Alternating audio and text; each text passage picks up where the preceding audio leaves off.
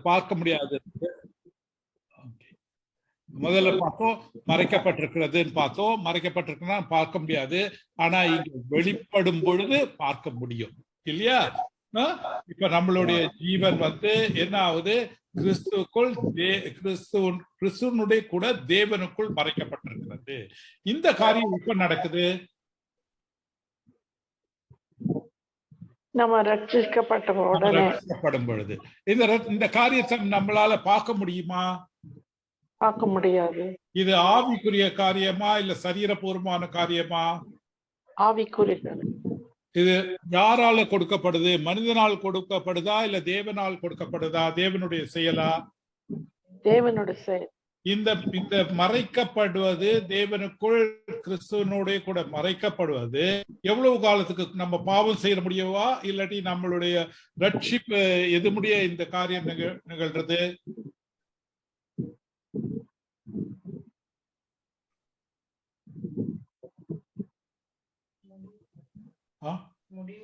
முடிவு பரியந்தம் சொல்றாங்க. முடிவு பரியந்தம் அப்படின்னு. சரிங்களா? இது எப்ப நடக்குது? உடனே நடக்குதுன்னு பார்த்தோம் இல்லைங்களா? நம்ம பார்த்து இந்த 6 காரியமும் ரட்சிக்கப்படும் பொழுது என்ன நடக்குதுன்னாக்கா, இது எல்லாமே எந்த க்ஷணத்துல நம்ம ரட்சிக்கப்பட்டோமோ அந்த க்ஷணத்திலேயே நடக்குது. வெளியரங்கரமான எந்தவித ஒரு ஒரு விசிபிள் மேனிஃபெஸ்டேஷன், கண்ணுக்கு காணக்கூட எந்த ஒரு காரியமும் நடக்கிறது இல்ல. இது மனிதராலேயோ இல்ல பாஸ்டராலேயோ இல்ல ஒரு சபையினாலேயோ நடக்கிற காரியங்கள் கிடையாது. இது எல்லாமே தேவனால் நடக்கப்படுவது. இது எல்லாமே சரீரபூர்வமான காரியங்கள் இல்ல, ஆவிக்குரிய காரியங்கள்ன்றத பாக்குறோம் இல்லைங்களா? ஓகே, இதுல ஏதாவது டவுட்ஸ் இருக்குங்களா? ஏன்னா இது ரொம்ப ஸ்ட்ரெயிட் ஃபார்வர்டான ஒரு மெசேஜ். இது நம்முடைய ஜீவன் கிறிஸ்துவுக்குள் தேவனுக்குள், கிறிஸ்துவனோடு கூட தேவனுக்குள் மறைக்கப்பட்டிருக்கிறது அப்படின்றது.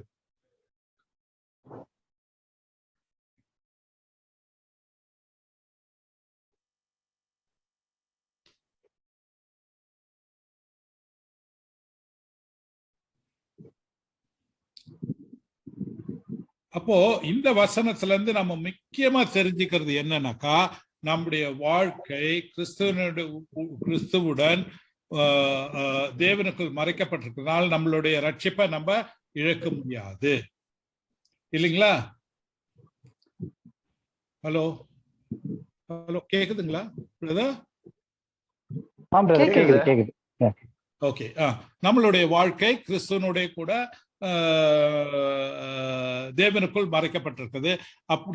அப்படின்னாக்கா கிறிஸ்துவனுடைய சரீரமாகிய சபைக்கு ரட்சிப்பு என்றென்றைக்கும் முத்திரையிடப்பட்டிருக்கிறது. நாம ரட்சிப்பை இழக்கவே முடியாது. ஏன்னா கிறிஸ்துவனுடைய கூட நாம் தேவனுக்குள் மறைக்கப்பட்டிருக்கின்றோம். எவ்வளவு ஒரு ஒரு ஆச்சரிய விதமான விஷயம், எவ்வளவு ஒரு சந்தோஷமான ஒரு விஷயம், எவ்வளவு ஒரு நம்பிக்கை கொடுக்கக்கூடிய விஷயம் இல்லைங்களா? எப்பேற்பட்ட ஒரு ஃபர்ஸ்ட் இதெல்லாம் ரியலைஸ் பண்ணும்போது ரொம்ப அப்படியே மனசுல ஒரு புல்லரிச்சது. ஆண்டவருக்கு நன்றி சொன்னோம். ஆண்டவரே, நாங்க இவ்வளவு மோசமா இருந்தா கூட, இன்ஸ்பைட் ஆஃப் நாங்க இவ்வளவு மோசமா இருந்தோம், எங்களை நீர் இவ்வளவு நேசிச்சு எங்களை உம்முக்குள் மறைச்சு வச்சிருக்கின்றீரே. இதுக்கு நாங்க கொஞ்சம் கூட தகுதி இல்லாதவங்க. ஆனாலும் தேவரீர் நீர் உங்களுடைய ஒரே பேரான குமாரனுடைய ரத்தத்தின் மூலமாக எங்களை மீட்டு கொண்டு இவ்வளவு ஒரு செக்யூரிட்டியை கொடுத்திருக்கீங்களே எங்களுக்கு. இதை விட வேற என்ன பாக்கியம் எங்களுக்கு தேவை? இதை விட வேற என்ன சொத்து தேவை? இதை விட வேற என்ன ஒரு ஹோப் எங்களுக்கு தேவை இல்லைங்களா? ஓகே, பிரதர் வந்துட்டாரு. பிரதர், நீங்க அந்த சம்மரி பண்றீங்களா? நீங்களே பண்றதுனா கூட பண்ணுங்க பிரதர். நீங்க பண்ணுங்க பிரதர். நீங்க அப்படியா? ஓகே ஓகே ஓகே கண்மணி. ஓகே ஓகே, ஒரே நிமிஷம்.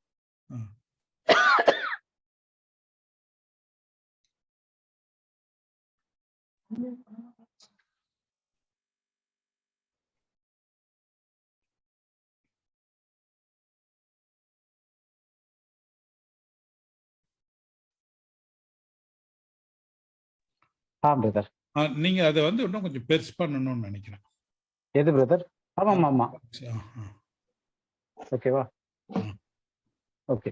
இப்ப நம்ம வந்து 6 பிரதர் சொல்லுங்க. 7th point. ஓகே, யா, நீங்க ஒரு ஃபுல்லா வரீங்களா? இல்ல, இதான கன்க்ளூஷன். 6th பாயிண்ட் நீங்க இப்ப சொன்னீங்க. ஓகே. சோ 6th பாயிண்ட் வந்து அந்த 6 பாயிண்ட்டுமே என்ன சொல்லுது அப்படின்னா, ஃபைனல் சம்மரி வந்து இந்த காரியங்கள் எல்லாமே வந்து நம்ம தேவன் கிறிஸ்துவோடு கூட நம்மளை உயிர்ப்பித்த பொழுது நடக்கிற விஷயமாவும், ரெண்டாவது வந்து இது எதுவுமே பிசிக்கலா கிடையாது, எல்லாமே ஆவிக்குரியது. இது எல்லாமே பார்க்கக்கூடியதுல பார்க்க முடியாதது. எந்த ஒரு மனிதனாலும் இதை செய்ய முடியாது. இது தேவனே செய்யற ஒரு விஷயம். இது வந்து இதுல வர்ற எல்லா விஷயமும் ரட்சிக்கப்பட்டு என்னைக்கோ ஒரு நாள் ரட்சிக்கப்பட்டு அதுக்கப்புறம் ஒரு தனி அனுபவமா இது பின்னாடி நடக்கிற ஒரு விஷயம் கிடையாது. எல்லாமே நம்ம ஆண்டவர் நம்மளை உயிர்ப்பிக்கும் போது, அதாவது நம்ம ரட்சிப்படையும் போது நடக்கக்கூடிய விஷயங்கள் அப்படின்னு சொல்லிட்டு பார்த்தோம். இந்த 6 பாயிண்ட் முடிக்கிறதுக்கு ஏறக்குறைய ஒரு 5 வாரத்துக்கிட்ட எடுத்திருக்கோம்னு நினைக்கிறேன், இந்த ஒரு 6 பாயிண்ட்லயே. ஸோ இது எல்லாமே வந்து என்ன தலைப்புல வருதுன்னா, ரட்சிப்பின் நேரத்துல என்ன நடக்குது நமக்கு, வாட் ஹேப்பன்ஸ் நமக்கு at the time of salvation. ஏன்னா சால்வேஷன் அப்படின்னு உடனே நம்ம என்ன நினைச்சிடறோம், சால்வேஷன் என்ன அப்படின்னு கேட்டா ரட்சிக்கப்படுறது சால்வேஷன். அப்ப சால்வேஷன், ரட்சிப்பு அப்படின்றதுக்கான முழு அர்த்தம் என்ன, அதுல என்ன நடக்குது அப்படின்ற உள்ளான அந்த கான்செப்டை புரிஞ்சுக்கிறதுக்காக ஒரு 6 பாயிண்ட் பார்த்தோம். ஸோ இப்ப இதுல வந்து நம்ம கன்க்ளூஷன்ல திங்ஸ் ஹேப்பன் அட் சால்வேஷன், ரட்சிப்பில் நடக்கும் காரியங்கள் என்ன. ஏன்னா நம்ம இது வந்து இப்ப நம்ம பேசக்கூடிய இந்த ரட்சிப்பில் நடக்கும் காரியங்கள் வந்து மற்ற எந்த டிஸ்பென்சேஷனுக்கும் பொருந்தாது. மற்ற எந்த காலகட்டத்துக்கும் எந்த நியமத்துக்கும் தேவன் எப்படி அட்மினிஸ்ட்ரேட் பண்றாருன்றதுல வந்து மற்ற டிஸ்பென்சேஷனுக்கும் இதுக்கும் சம்மந்தம் கிடையாது. ஏன்னா இது வந்து பவுலுக்கு கிருபையின் காலம் கையளிக்கப்பட்டுச்சு. அப்ப அந்த கிருபையின் காலத்துல தேவன் எப்படி ஆளுகை செய்யறாரு, எப்படி அட்மினிஸ்டர் பண்றாருன்றதுதான் டிஸ்பென்ஸ். எப்படி டிஸ்பென்ஸ் பண்றாருன்றதுக்கு எப்படி டிஸ்பென்சேஷன் வருது. சோ அப்ப இந்த கிருபையின் காலத்தினுடைய ரட்சிப்புக்கு என்ன ஒரு இது அப்படின்றதுக்கு வந்து இந்த டிஸ்பென்சேஷன்ல நம்ம பாக்குறோம். ஸோ இப்ப இந்த சால்வேஷன் சொல்லும் போதே நம்ம ஸ்பெசிபிக்கா எதை பாக்குறோம் அப்படின்னா, இந்த கிருபையின் காலத்துல.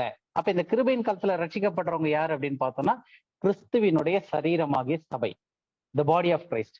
அப்ப இந்த பாடி ஆஃப் கிரைஸ்ட்ல இருக்கிறவங்க இந்த கிருபையின் காலத்துல ரட்சிக்கப்படும் பொழுது என்னெல்லாம் நடக்குது அப்படின்றது தான் இவ்வளவு நாள் நம்ம பார்த்தோம். ஸோ அதனுடைய கோர்ஸ் சம்மரி எல்லாத்தையும் ஒரு ஃபைனலைஸ் பண்ணி பிரஷ் அப் பண்ணிடுற மாதிரி. ஸோ ஃபர்ஸ்ட் ஆஃப் ஆல் நமக்கு வந்து எங்க இருந்து அந்த ரட்சிப்பு ஆரம்பிக்குது அப்படின்னும் போது, இந்த கிருபையின் காலத்தினுடைய ரட்சிப்பினுடைய அடிப்படை வசனம் வந்து எபேசியர் 2:8-9. For by grace you are saved through faith and not of yourself, it is the gift of God. அதாவது கிருபையினாலே விசுவாசத்தை கொண்டு ரட்சிக்கப்பட்டீர்கள். 5வது வசனத்துல பார்த்தோம் எப்படி ரட்சிக்கப்பட்டோம்னா, கிறிஸ்து உடனே கூட உயிர்ப்பித்தார். எல்லாருக்கும் ஞாபகம் இருக்கா? இல்ல வசனம் திரும்ப போய் பார்த்துடலாமா? அது எபேசியர் 2:5.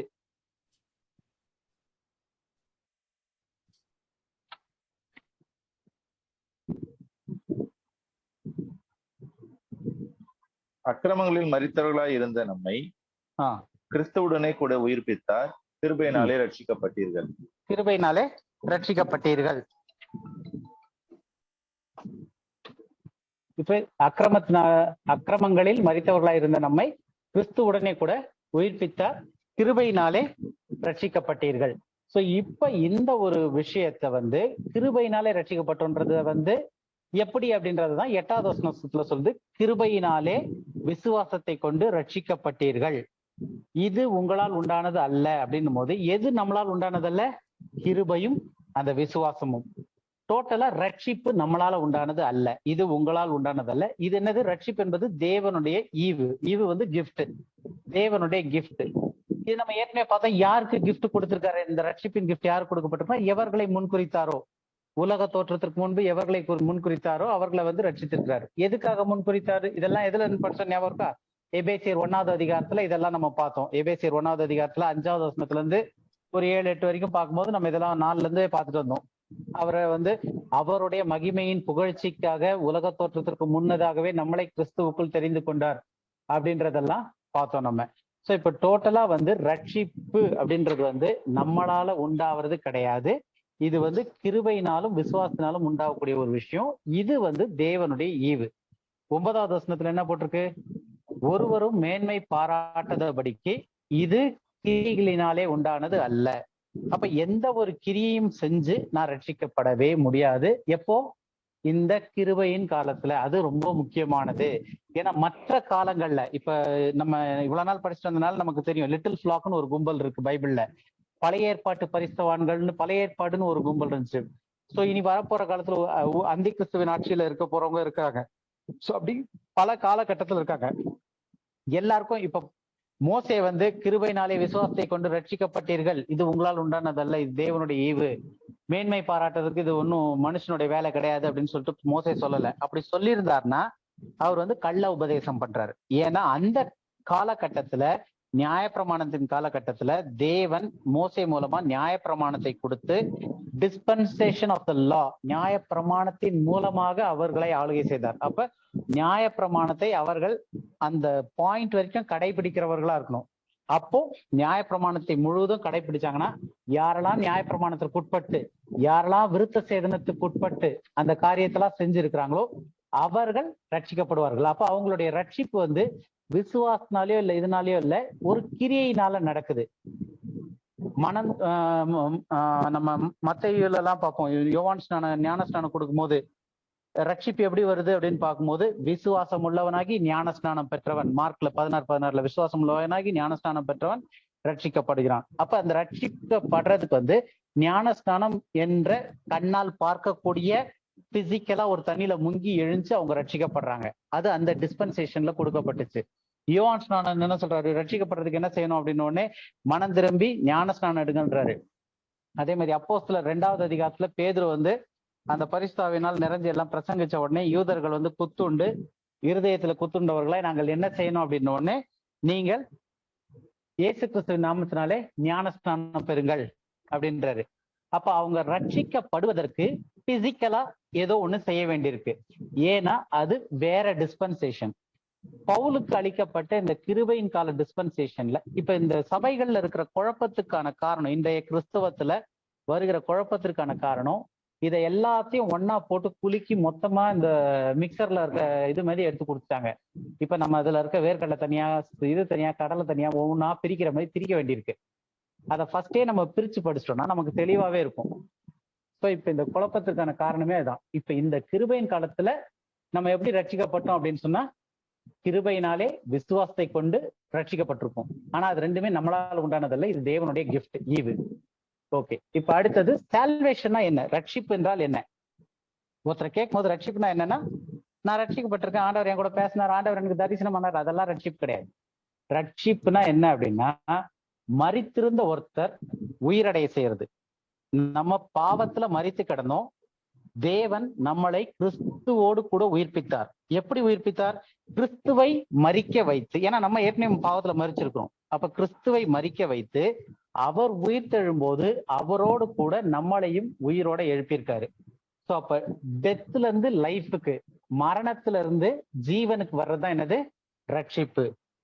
ஸோ இப்ப ரட்சிப்புனா என்ன அப்படின்னு கேட்டோம்னா, மரித்திருந்த என்னை தேவன் உயிர்ப்பித்தார் இல்லையா, அதுதான் ரட்சிப்பு. இப்ப இந்த ரட்சிப்புன்றதுல யாருக்காவது சந்தேகம் இருக்கா? ஏன்னா ஒரு சும்மா போய் யாருக்கையாவது ரட்சிக்கப்பட்டிருக்கீங்களா ஆன்வாங்க, என்ன ரட்சிக்கப்பட்டிருக்கோம், நான் மறுபடியும் பிறந்திருக்கேன், நான் ஞானஸ்தானம் எடுத்திருக்கேன், நான் அந்நிய பாஷையில பேசுவேன், நான் சர்ச்சுக்கு ரெகுலரா போறேன், பைபிள் வாசிக்கிறேன், அதெல்லாம் ரட்சிப்பு கிடையாது. அதெல்லாம் என்னது? அவுட்கம், விளைவுகள், என்னுடைய மன மாற்றத்தினுடைய விளைவுகள், அதெல்லாம். அது ரட்சிப்பு கிடையாது. அப்ப ரட்சிப்புனா என்ன அப்படின்னா, அந்த அடியில இருக்கக்கூடிய கோர்னு சொல்லுவாங்க இல்லையா, ரட்சிப்புனா என்ன அப்படின்னா, ரட்சிப்புன்றது வந்து மரணத்துல இருந்து ஜீவனுக்கு வர்றது. தேவன் மரித்தவர்களை உயிரோடு ஆக்கினார், மரித்தவர்களை உயிர்ப்பித்தல், அதுதான் ரட்சிப்பு. ரட்சிப்புன்றது இப்ப கிளியரா இருக்கா? இல்ல இதுல யாருக்கா சந்தேகம் இருக்கா ரட்சிப்புனா என்னன்றதுல? கிளியரா இருக்கு. ஓகே. சோ ரட்சிப்புனா மரணத்திலிருந்து தேவன் நம்மளை உயிர்ப்பித்த அந்த ஒரு இன்ஸ்டன்ட், அந்த ஒரு நிகழ்வு, அதுதான் ரட்சிப்பு. அதுலதான் என்ன ஆச்சுன்றதை நம்ம இவ்வளவு நேரம் பார்த்துக்கிட்டு இருந்தோம். அதனுடைய சமரைசேஷன் தான் இது. சோ அடுத்தது, இது வந்து தேவனுடைய செயல். ஒரு மனுஷன் மரணத்துல இந்த மனுஷனை உயிரடைய செய்யறது வந்து எந்த ஒரு மனுஷனும் செய்ய முடியாது. இது வந்து தேவனுடைய செயல்.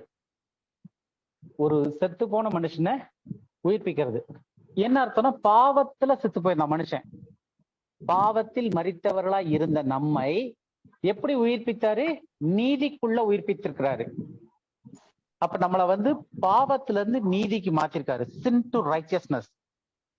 பாவத்தில் மரித்தவர்களாய் இருந்த நம்மை இயேசு கிறிஸ்து நம்முடைய பாவத்தை அவர் மீது எடுத்துக்கொண்டு தேவனுடைய நீதியை நம் மீது வைத்து நம்மளை நீதிமான் ஆக்கியிருக்காரு. இந்த சின்ன ப்ராசஸ் இருக்கு இல்லையா? சின்ன ப்ராசஸ்னா சிலுவையில நடந்த இந்த ஒரு ப்ராசஸ், இந்த ஒரு விஷயம், இதுதான் ரட்சிப்பு. 2 கொரிந்தியர் 5 கடைசி வசனம் வாசிக்கலாம். 2 கொரிந்தியர்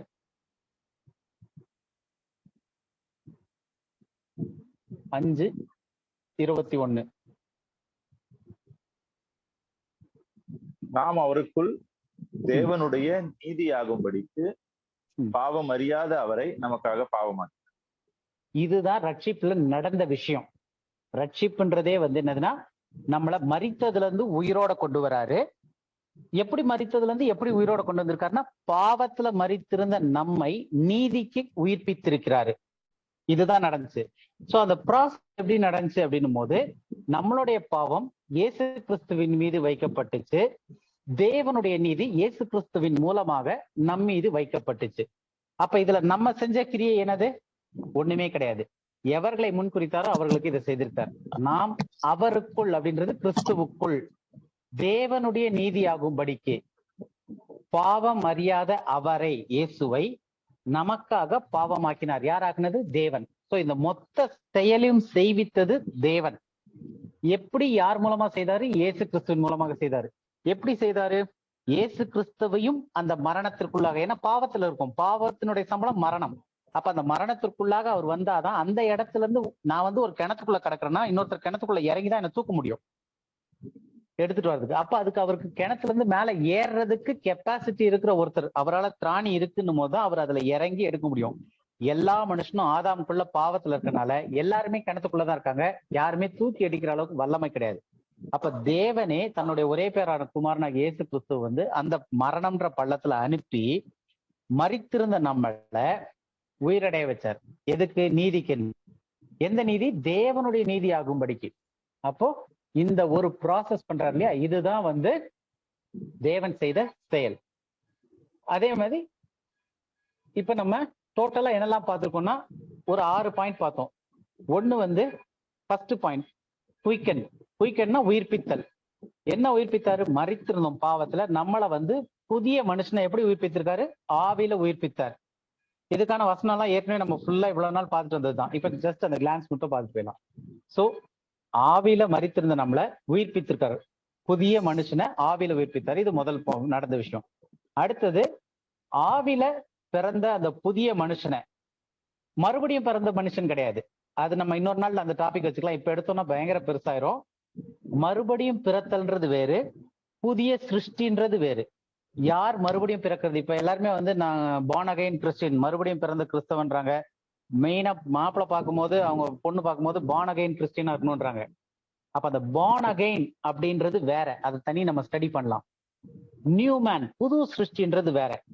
ரெண்டுத்திலயும் வித்தியாசம் இருக்கு. சோ இப்ப நம்ம வந்து பார்ன் அகைனா இங்க பண்ணல, புது சிருஷ்டி ஆக்கியிருக்காரு, ஆவிக்குள்ள புது சிருஷ்டி ஆயிருக்கிறோம். அடுத்தது ஞானஸ்நானம் செய்யப்பட்டிருக்கோம். எப்படி?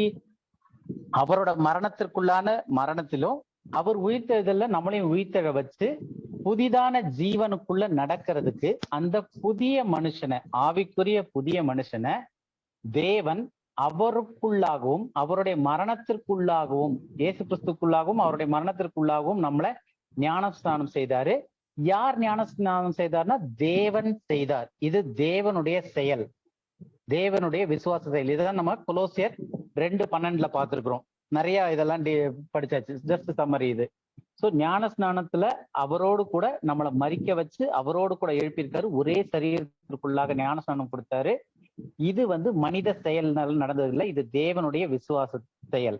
இது எல்லாமே எப்ப நடக்குதுன்னா ரட்சிப்புன்ற ப்ராசஸ். நம்மளை எப்ப மரணத்துல இருந்து உயிரடை செய்யறாரோ அந்த இன்ஸ்டன்ட்ல இவ்வளவு காரியத்தையும் செய்யறாரு. அடுத்தது விருத்த சேதனம், சர்க்கம்சைஸ். எதை விருத்த சேதனம் செய்தாரு?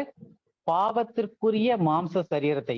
அது நிறைய பார்த்தோம். பாவ சரீரம், பாவம் எங்க இருக்கு, இயேசு கிறிஸ்து ஏன் மாம்ச சரீரத்துல வந்து இந்த பாவத்தை ஜெயிக்கணும், பாவத்துக்கு நியாயத்திற்கு கொடுக்கணும், அதை எப்படி வெற்றி சிறந்தார் எல்லாமே பார்த்தோம். சோ அப்ப விருத்த சேதனம் ஏன் அவசியப்படுது? எதுக்காக? பாவம் மாம்சத்துல இருக்கு, அதை வந்து இயேசு கிறிஸ்து மாம்சத்தில் வெற்றி சிறந்தார், ரைட். ஆனா விருத்த சேதனம் ஏன் செய்யணும்? பாவ சரீரத்தை களைந்து விட்டதினாலே. எதுல இருந்து களைந்து விட்டார்? கொலோசியர் 2:11 பார்த்தோம். பாவ சரீரத்தை களைந்து விட்டிருக்காரு. எதுல இருந்து? அப்போ மொத்த உடம்பையுமே, இந்த மண்ணில இருந்து எடுக்கப்பட்ட சரீரத்தை புதிதாய் சிருஷ்டிக்கப்பட்ட உயிர்ப்பிக்கப்பட்ட புதிய மனுஷன்ல இருந்து, ஞானஸ்நானம் கொடுக்கப்பட்ட அந்த புதிய மனுஷன், தேவனோடு கூட உயிர்த்தெழுந்த அந்த புதிய மனுஷன்ல இருந்து பழைய மாம்ச சரீரம், பாவத்திற்குரிய சரீரம், நன்மை ஒன்றும் காணப்படாத அந்த சரீரத்தை தேவன் பிரித்து வெட்டி எடுக்கிறார். அதுதான் தேவன் செய்த விருத்த சேதனம். இது கையினால் செய்யப்படாமல் இயேசு கிறிஸ்துவினுடைய விருத்த சேதனத்தினாலே ஆயிருக்கு. அப்ப இயேசு கிறிஸ்து வந்து விருத்த சேதனம் எடுத்தாரு. மாம்சத்துல அவர் வந்தப்ப 8வது நாள்ல விருத்த சேதனம் செய்யப்பட்டாரு.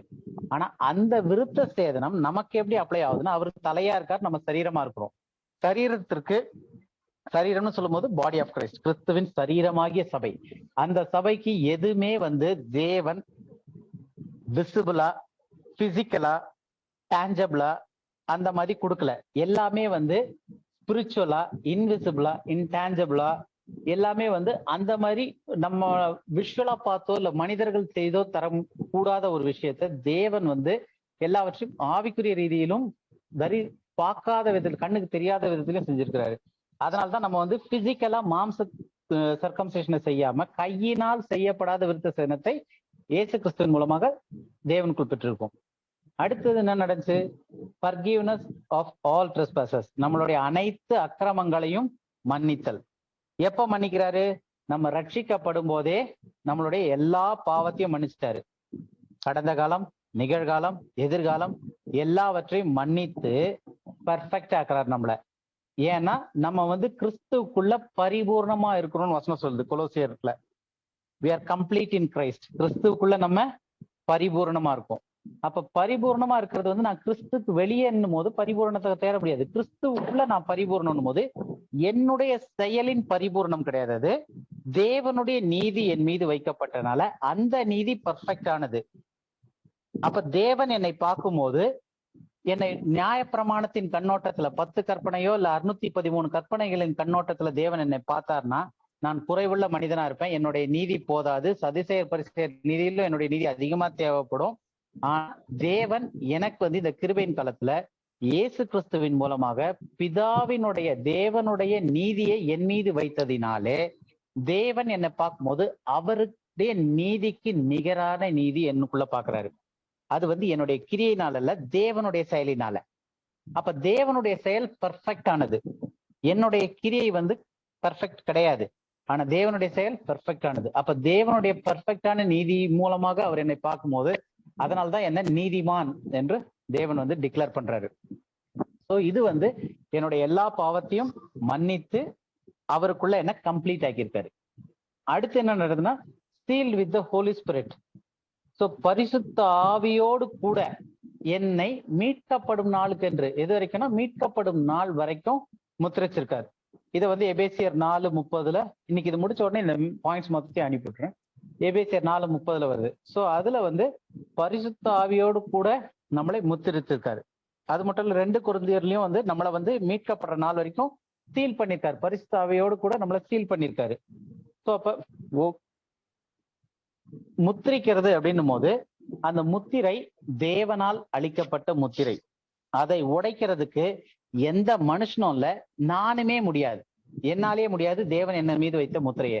ஏன்னா எனக்கு அவ்வளவு வல்லமை கிடையாது. என்னுடைய அசுத்தமான செயல்களோ, என்னுடைய பாவமோ, என்னுடைய கிரியைகளோ, தேவன் என்னை முத்திரித்ததை இதை வச்சு என்னால உடைக்க முடியாது. ஏன்னா முத்திரிச்சவர் தேவன். சும்மா முத்திரிக்கல, பரிசுத்த ஆவியோடு கூட என்னை முத்திரிச்சிருக்கிறாரு.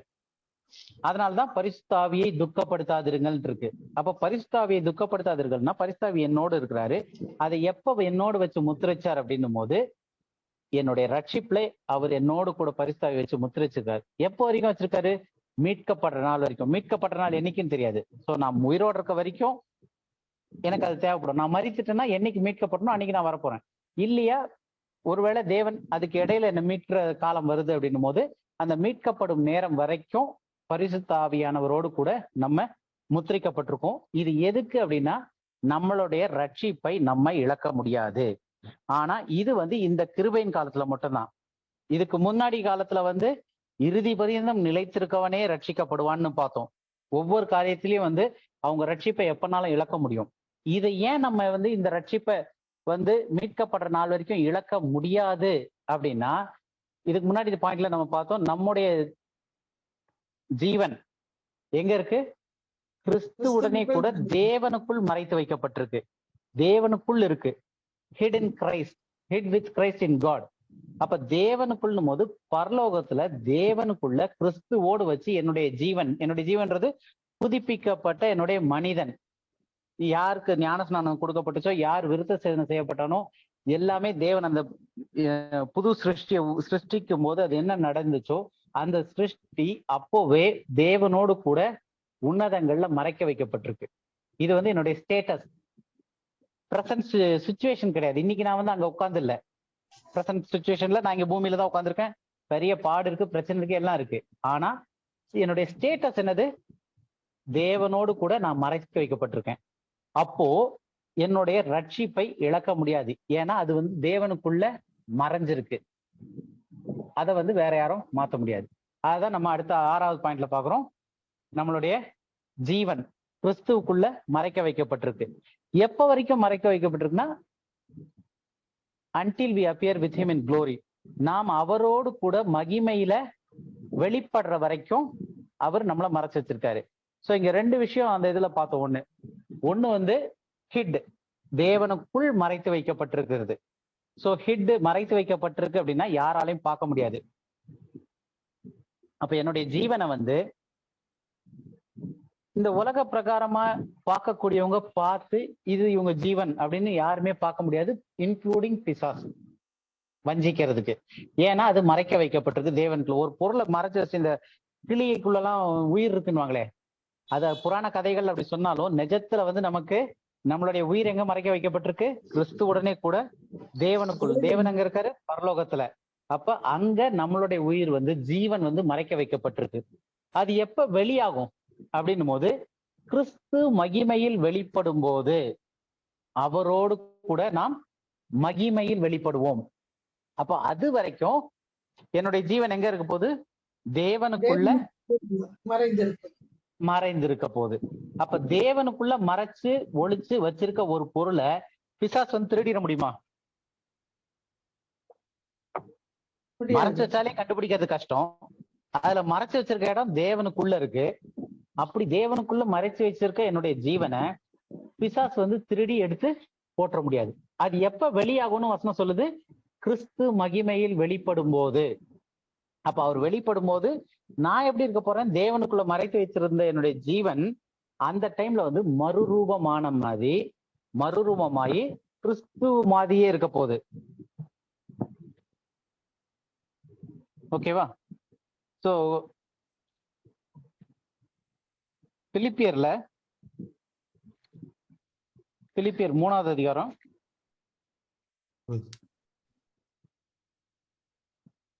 20-21.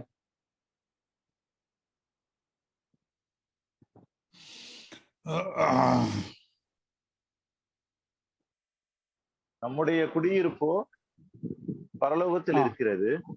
நம்மளுடைய குடியிருப்பு எங்க இருக்கு? நம்மளுடைய குடியிருப்பு எங்க இருக்கு? பரலோகத்துல இருக்கு. நம்மளுடைய குடியிருப்பு இங்க 1000 வருஷ சாட்சியில இல்ல. இதை இன்னைக்கு சும்மா ஒரு பாயிண்ட் போட்டுருவோம். இதை நம்ம அப்புறமா டிஸ்கஸ் பண்ணுவோம். நம்முடைய குடியிருப்பு பூமியில 1000 வருஷ சாட்சியில எருசலேம்ல கிடையாது. நம்முடைய குடியிருப்பு பரலோகத்தில் இருக்கிறது. அங்கே இருந்து படிங்க. அங்கே இருந்து கர்த்தராய் இருக்கிற இயேசு கிறிஸ்து என்னும் இரட்சகர் வர எதிர்பார்த்து கொண்டிருக்கிறோம். அவர் எல்லாவற்றையும் தமக்கு கீழ்ப்படுத்தி கொள்ளத்தக்க நம்முடைய வல்லமையான செயலின்படியே நம்முடைய அற்பமான சரீரத்தை தம்முடைய மகிமையான சரீரத்திற்கு ஒப்பாக மறுரூபப்படுத்துவார். அவருடைய மகிமையான சரீரத்திற்கு ஒப்பாக மறுரூபப்படுத்துவார். அப்போ கிறிஸ்துவ நம்ம பார்க்கும்போது அவர் மகிமையில, இததான் நம்ம இதுக்கு முன்னாடி இதுல பார்த்தோம். கொலோசியர் 3:3 பார்த்தோம் இல்லையா? கொலோசியர் 3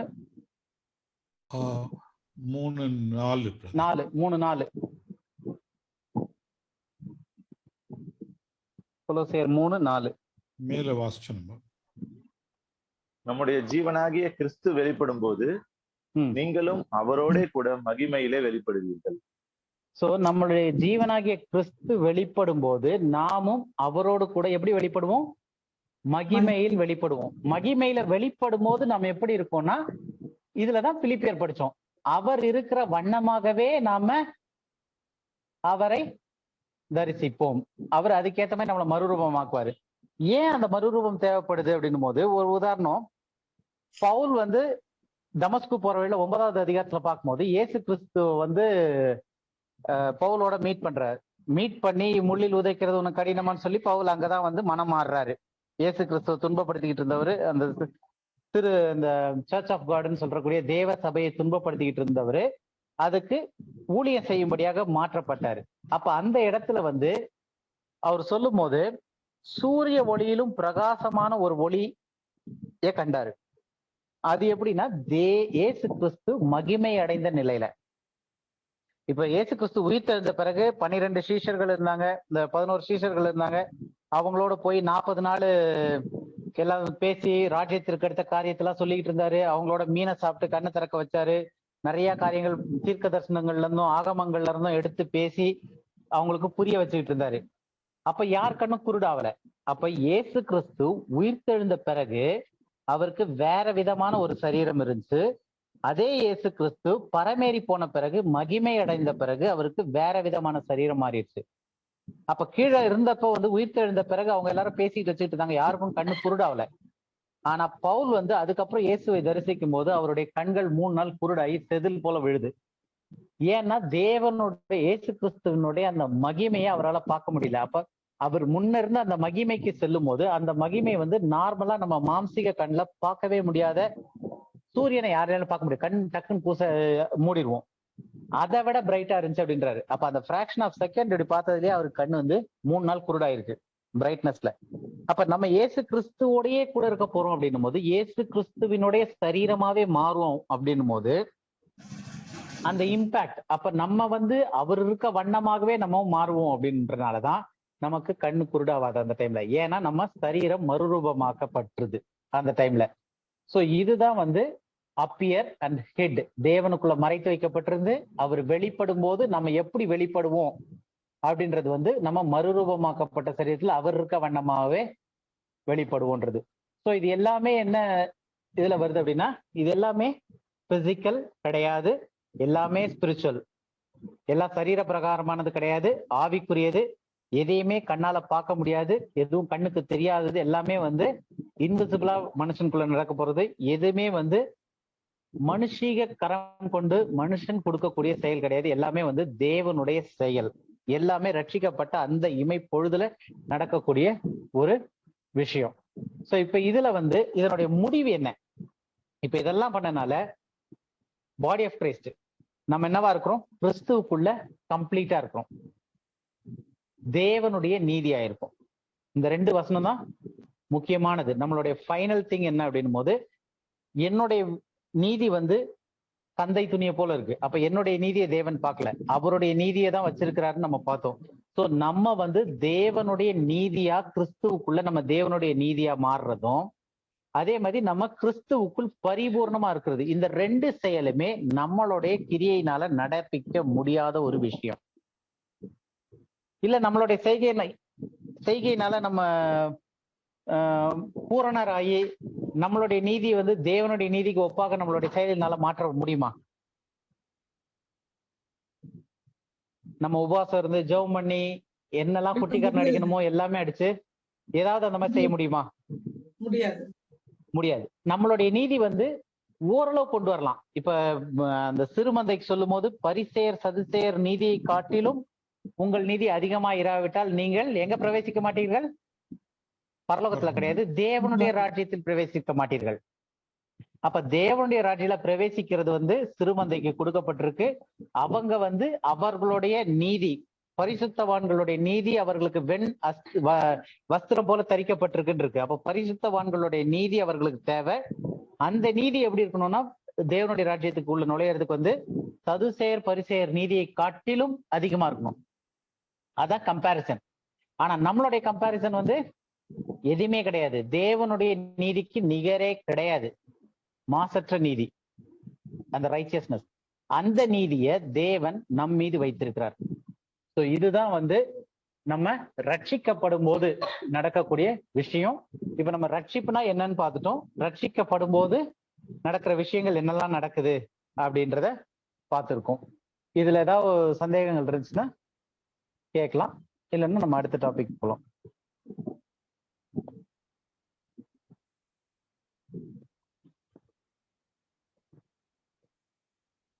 எல்லாருக்கும் கிளியரா இருக்கா? கிளியரா இருக்குது. ஓகே, அடுத்தது ஸ்கிரீன்ஷாட். ஒரே நிமிஷம்.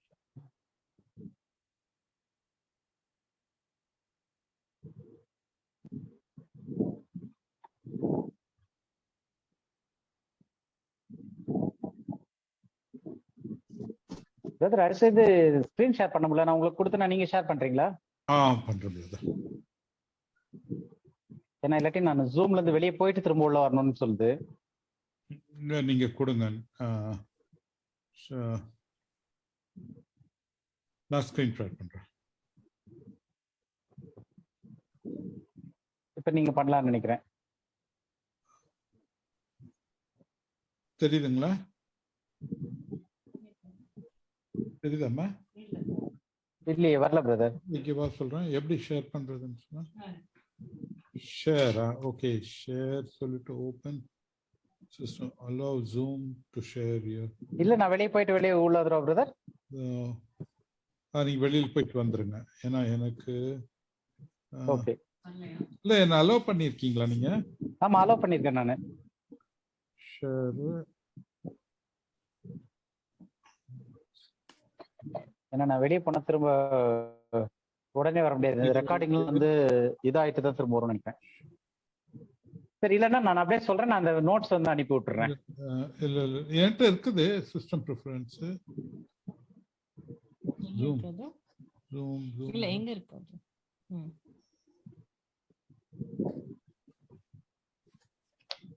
ஒரே ஒரு நிமிஷம் பிரதர்.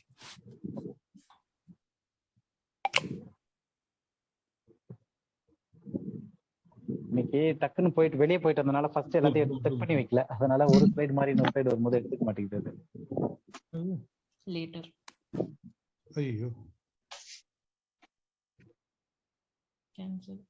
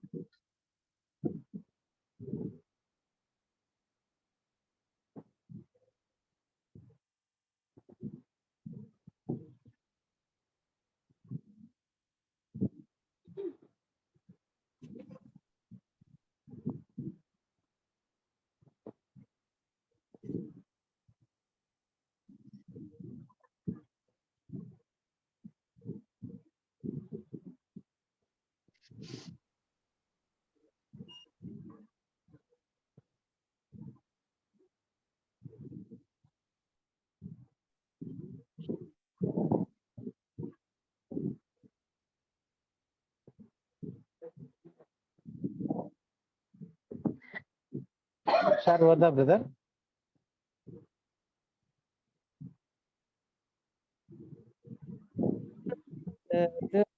வெளியே வந்துட்டாரு. சோ அது ஜூம் ஃபுல்லாவே அவருக்கு அப்டேட் ஆயிட்டு இருக்கு. ஓகே, அப்ப நான் எனக்கு அந்த மாதிரி இதாகும். ஆமா, இருங்க. பாயிண்ட் தான் இருக்கு ஆக்சுவலா. அவர் அப்டேட் பண்ணிட்டு இருக்கோம். ஐ திங்க் நம்ம நீங்க பண்ணலாம் நினைக்கிறேன். பிரதர் அப்படியே ஸ்டார்ட் பண்ணலாம். ஏன்னா 2 பாயிண்ட் தானே இருக்கு. ஓகே, சோ அடுத்தது நம்ம என்ன பார்க்க போறோம் அப்படின்னா, இதுவும் கிறிஸ்துவும் கிறிஸ்துவினுடைய சரீரமாகிய சபையும், இந்த ரெண்டுத்துக்கான அந்த ஒற்றுமையிலே தான் இதையும் பார்க்கிறோம். முக்கியமா இந்த கிருபையின் காலத்திற்கு என்னன்னா, things happen by Christ at the cross. சிலுவையில் கிறிஸ்துவால் நடந்த காரியம் என்ன? ஏன்னா அவர் மரித்தாரு. ஸோ அந்த மரித்ததனுடைய ஸ்கிரீன் ஷேர் ஆகுது பிரதர்யா. இப்போ ஆகுது. So things happened at the cross. அப்படின்போது சிலுவையில் நடந்த காரியங்கள் என்ன? கிறிஸ்துவால் முதல் விஷயம் வந்து நமக்கு எதிராய் இருந்த கட்டளைகளை சிலுவையில் அறையப்பட்டது. என்ன கட்டளைகள்னா the law which was against us was nailed to the cross. சிலுவையிலே அந்த காரியங்கள் அறையப்பட்டிருக்கு. சோ எங்க அறையப்பட்டுச்சு அப்படின்னு பார்த்தோம்னா சிலுவையில் அறையப்பட்டுருச்சு. ஏன், எதுக்காக சிலுவையில் அறையப்பட்டார்? சோ ஃபர்ஸ்ட் சிலுவையில் அறைஞ்சுன்றதுக்கு நம்ம வசனம் படிச்சிடலாம். கொலோசியர் 2:14.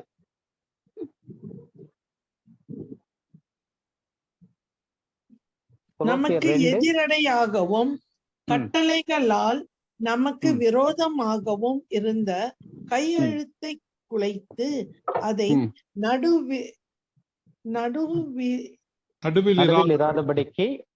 நடுவில் இராதபடிக்கு எடுத்து சிலுவையின் மேல் ஆணி அடித்து. ஓகே, அத வந்து நம்ம நடுவுல இல்லாதபடி என்ன பண்ணாரு? சிலுவையில் மேல் ஆணி அடித்து. இங்கிலீஷ்ல வந்து blotting out the handwriting of ordinances, கட்டளைகள். ஆர்டினன்சஸ்ன்றது வந்து கட்டளைகள், கையினால் எழுதப்பட்ட அந்த கட்டளைகள். that was against us. ஏன்னா நியாயப்பிரமாணம் வந்து நம்ம ரோமர் 7வது அதிகாரம் எடுத்து படிச்சு பார்த்தோம்னா நியாயப்பிரமாணத்துக்கும் பாவத்திற்கும் எப்படி ரிலேஷன் ஆச்சு, அது நமக்கு எதிரா நம்மள குற்றவாளின்னு காட்டுறது நியாயப்பிரமாணம். நியாயப்பிரமாணம் இல்லைன்னா நம்ம குற்றவாளியே கிடையாது.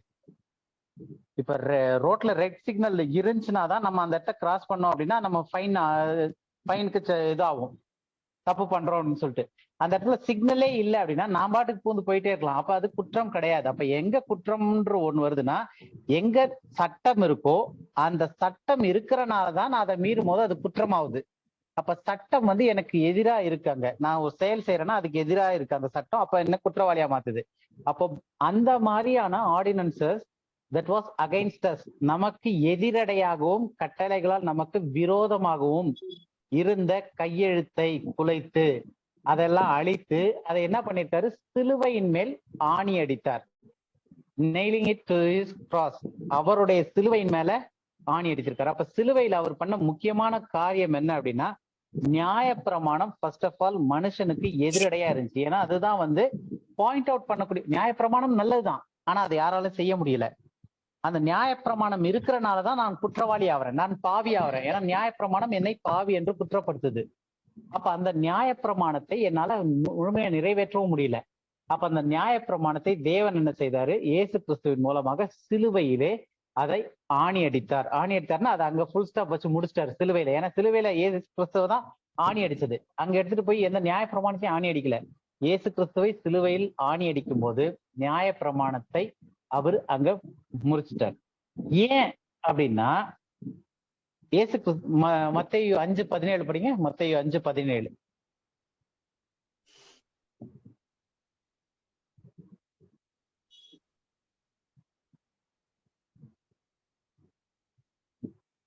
நியாயப்பிரமாணத்தை ஆனாலும் தீர்க்க தரிசனங்களை ஆனாலும் அழிக்கிறதற்கு வந்தேன் என்று எண்ணிக்கொள்ளாதேயுங்கள், அழிக்கிறதற்கு அல்ல நிறைவேற்றுவதற்கே வந்தேன்.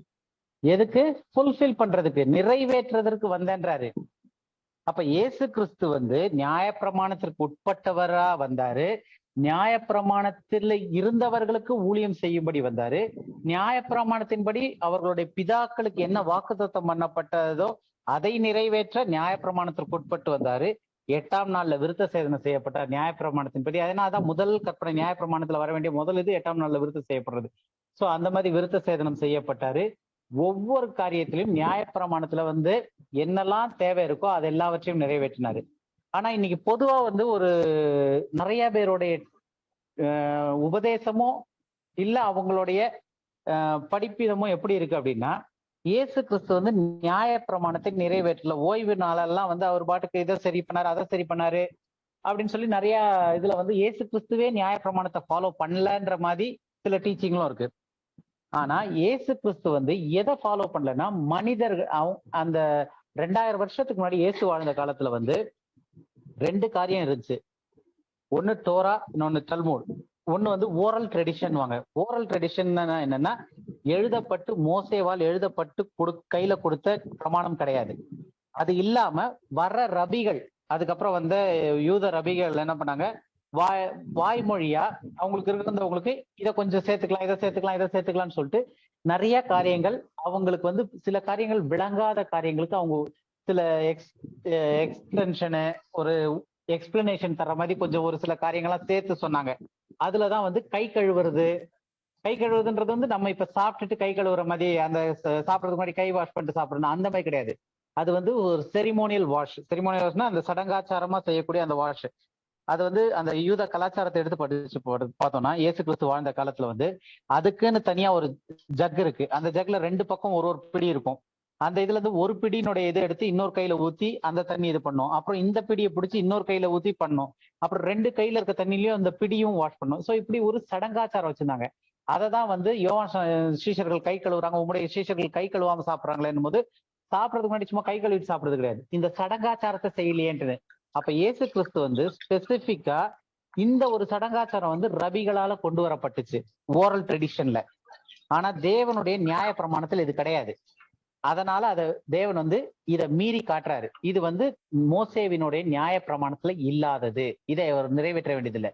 அதே மாதிரி ஓய்வு நாள் தூரம் அப்படின்னு சொல்லி பைபிள்லயே வருது, இயேசு கிறிஸ்து ஓய்வு நாள் தூரம் வரைக்கும் போனான்ட்டுன்னு. அந்த ஓய்வு நாள் தூரம்ன்றதே வந்து ட்ரெடிஷன்ல கொண்டு வந்துக்கிட்டது. ஓய்வு நாள்ல ரெஸ்ட் எடுக்கணும். அப்ப இவங்களுக்கு வந்து எவ்வளவு நான் ரெஸ்ட் எடுக்கணும், எங்க போனோம் வரணும் எதானா என்ன பண்றது அப்படின்னு சொல்லிட்டு இவங்களாவே வந்து ஒரு சில ரூல்ஸ் எல்லாம் கொண்டு வராங்க பிற்காலத்துல. ஒவ்வொரு ரபிகளா 1000 கணக்கான வருஷம் மோசேக்கு அப்புறம் வரும்போது கொஞ்சம் கொஞ்சமா கொண்டு வராங்க. ஸோ இப்படி கொண்டு வரும்போது அதுவே வந்து ஒரு பெரிய புக் அளவுக்கு வந்துருது அவங்களுடைய ஓரல் ட்ரெடிஷன் சொல்லிட்டு. ஸோ அப்ப அந்த ஓரல் ட்ரெடிஷன் ஒன்ன கூட இயேசு கிறிஸ்து ஃபாலோ பண்ணல. அதுக்குதான் ஒரு இடத்துல சொல்லுவாரு, மோசேவின் ஆசனத்துல அந்த சீட் ஆஃப் மோசஸ்னு வரும், மோசேவின் சீட்ல உட்கார்ந்து எதை சொல்றாங்களோ அதை செய்யுங்க, ஆனா அவர்கள் சொல்றதை செய்யாதீங்கன்னு வரும் இயேசு கிறிஸ்து சொல்லும் போது. அது எனக்கு கரெக்டா டக்குன்னு ரெஃபரன்ஸ் எடுக்க முடியல, பின்னாடி அது எடுத்தனா நான் குரூப்ல போட்டு விடுறேன் அந்த வசனம். அதாவது மோசஸ் சீட்டுன்னு தேடி பாத்தீங்கன்னா தெரியும். மோசேவினுடைய ஆசனத்துல நீங்க உட்கார்ந்து சொல்றத வந்து செய்யுங்க, ஆனா அவர்கள் என்ன சொல்றாங்களோ அதை செய்யாதீங்கன்னு வரு. படிக்கும் போது ரொம்ப குழப்பமா இருக்கும். பேசிக்கலா என்ன அர்த்தம் அப்படின்னா, அந்த சினகாக் தேவாலயங்கள்ல வந்து மோசே சீட் ஆஃப் மோசஸ்னு ஒண்ணு உண்டு. அந்த மோசேனுடைய சீட்ல உட்கார்ந்தாங்கன்னா அவங்க வந்து அவங்களுடைய அபிப்பிராயத்தையோ இல்லாட்டி ஓரல் ட்ரெடிஷனையோ சொல்லக்கூடாது. அந்த மோசையோடைய சீட்ல உட்கார்ந்தாங்கன்னா அவங்க நியாயப்பிரமாணத்துல என்ன இருக்கோ அதை மட்டும் தான் படிக்கணும். அந்த சீட்ல உட்காந்து படிச்சு முடிச்சுட்டு அதுக்கப்புறம் அவங்க எழுந்து அதுக்கு எக்ஸ்பிளனேஷனு அப்புறம் ஓரல் ட்ரெடிஷன் எல்லாத்தையும் சொல்லுவாங்க. இதை செய்யுங்க, அதை செய்யுங்க, இதை செய்யுங்கன்னு இந்த மெசேஜ் சொல்ற மாதிரி நிறைய விஷயங்கள் சொல்லுவாங்க. இயேசு கிறிஸ்து வந்து என்ன சொல்றாங்கன்னா, மோசேனுடைய சீட்ல உட்கார்ந்து அவங்க என்ன சொல்றாங்களோ அதை செய்யுங்க, ஆனா அவங்க சொல்றதை செய்யாதீங்க அப்படின்றாரு. அப்ப என்ன அர்த்தம், நியாய பிரமாணத்தை கடைபிடிங்கள், நியாய பிரமாணத்திற்கு எக்ஸ்பிளனேஷன் தரேன்னு சொல்லிட்டு அவங்க தர ஓரல் ட்ரெடிஷனை கடைபிடிக்காதீங்க அப்படின்றாரு. அப்ப இயேசு கிறிஸ்து வந்து மத்தேயு 23:2 மத்தேயு 23:2 எடுத்தார்.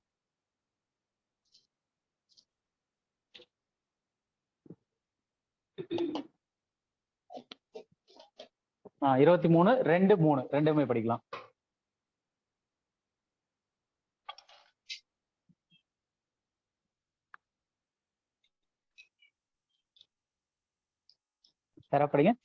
வேதபாரகரும் பரிசேயரும் மோசேயினுடைய ஆசனத்தில் உட்கார்ந்திருக்கிறார்கள். ஆகையால் நீங்கள் கை கொள்ளும்படி அவர்கள் உங்களுக்கு சொல்லுகிற யாவையும் கை கொண்டு செய்யுங்கள், அவர்கள் செய்கையின்படியோ செய்யாதிருங்கள்.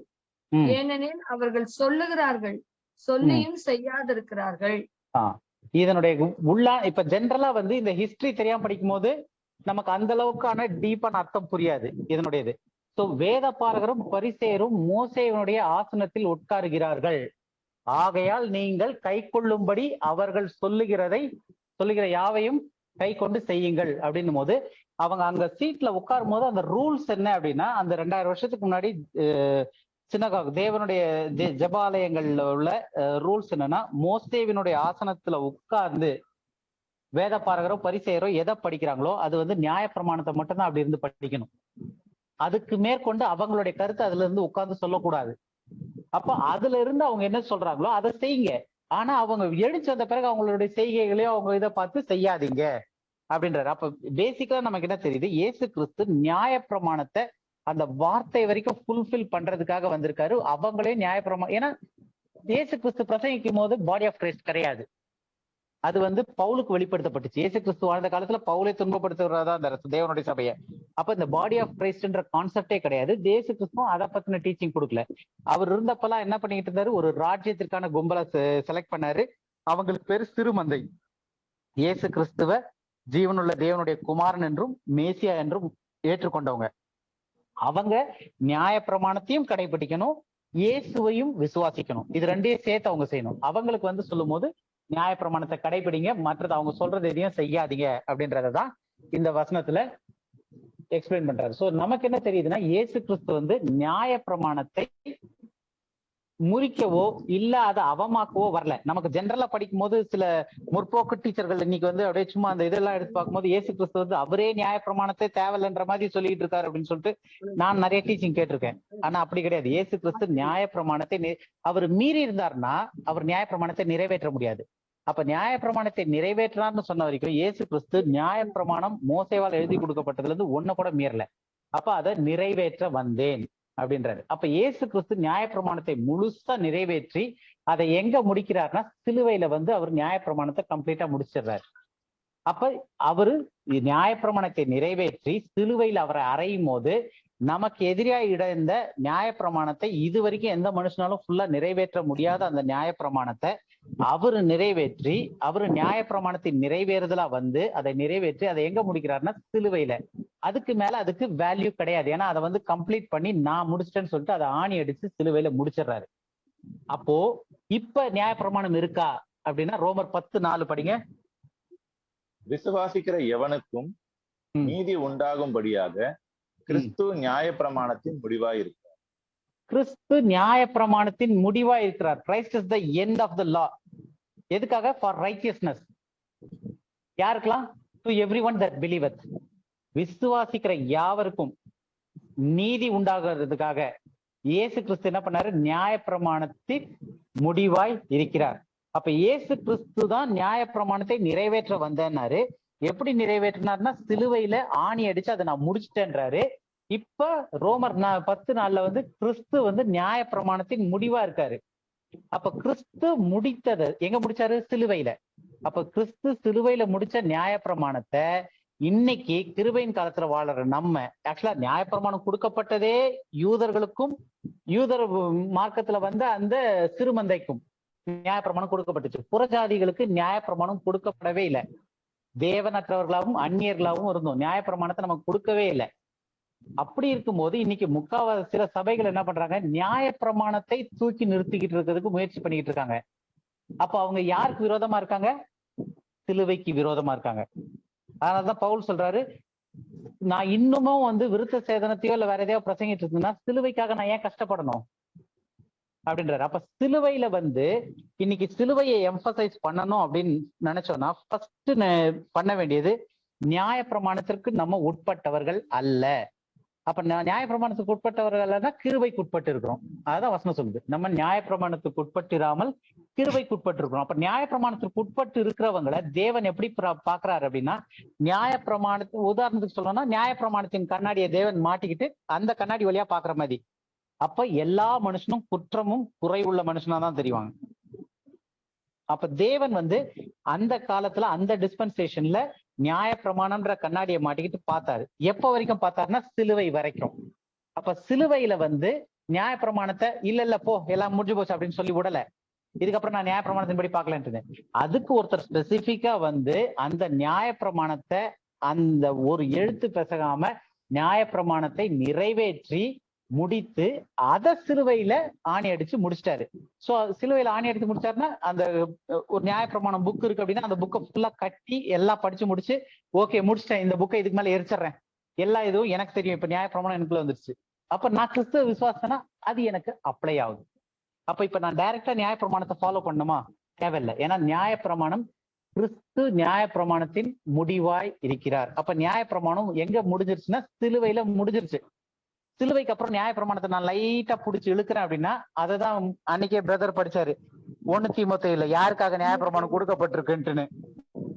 இந்த கிருபையின் காலத்துல நியாய பிரமாணத்தை தூக்கி பிடிச்சு நியாய பிரமாணத்தினுடைய அது திரும்ப கூட ஒரு வாட்டி படிக்கலாம். 1 தீமோத்தேயு 1 அதிகாரம்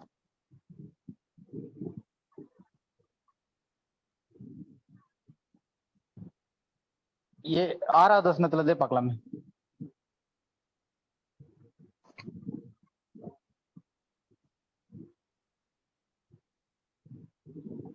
இவைகளை சிலர் நோக்காமல் வீண் பேச்சுக்கு இடம் கொடுத்து விலகி போனார்கள். 7 தாங்கள் சொல்லுகிறது இன்னதென்றும் தாங்கள் சாதிக்கிறது இன்னதென்றும் அறியாதிருந்தும் நியாய பிரமாண போதகராய் இருக்க விரும்புகிறார்கள். நியாய பிரமாண போதகராய் இருக்க விரும்புகிறார்கள். ஏன்? தாங்கள் சொல்லுகிறது இன்னதென்றும் தெரியல, தாங்கள் சாதிக்க வேண்டியது என்னதென்றும் அவங்களுக்கு அறியாம இருக்கு. ஏன்னா நியாய பிரமாணம் எங்க முடிஞ்சிருக்கு? சிலுவையில. அப்ப சிலுவையில முடிஞ்ச நியாய பிரமாணத்தை ஒருத்தர் இன்னும் இழுத்துக்கிட்டு, அதுவும் இந்த கிருபையின் காலத்துக்குள்ள இழுத்துட்டு வந்து யாருக்கு வந்து நியாய பிரமாணம் கொடுக்கப்படலையோ, கொடுத்த காலத்திலேயே அது யூதர்களுக்கு கொடுக்கப்பட்டுச்சு, புறஜாதி கிடையாது நியாயப்பிரமாணம். அப்ப நியாயப்பிரமாணம் புறஜாதிகளுக்கு கொடுக்கப்பட்ட காலத்திலேயே கொடுக்கல, யூதர்களும் அதை நிறைவேற்ற முடியலன்னு சொல்லிட்டு தேவனே வந்து அந்த நியாயப்பிரமாணத்தை நிறைவேற்றி அதை முழுமை அடைய வச்சு, நான் தான் அந்த நியாயப்பிரமாணத்துக்கு முடிவா இருக்கேன்னு சொல்லி சிலுவையில அதை முடிச்சு வச்சிட்டாரு. முடிச்சு வச்ச பிறகு தீமோத்தேயுன்றது 1 தீமோத்தேயு வந்து அதுக்கப்புறம் ரொம்ப காலம் கழிச்சு கிருபையின் காலத்துல சபைக்கு எழுதும் போது வருது.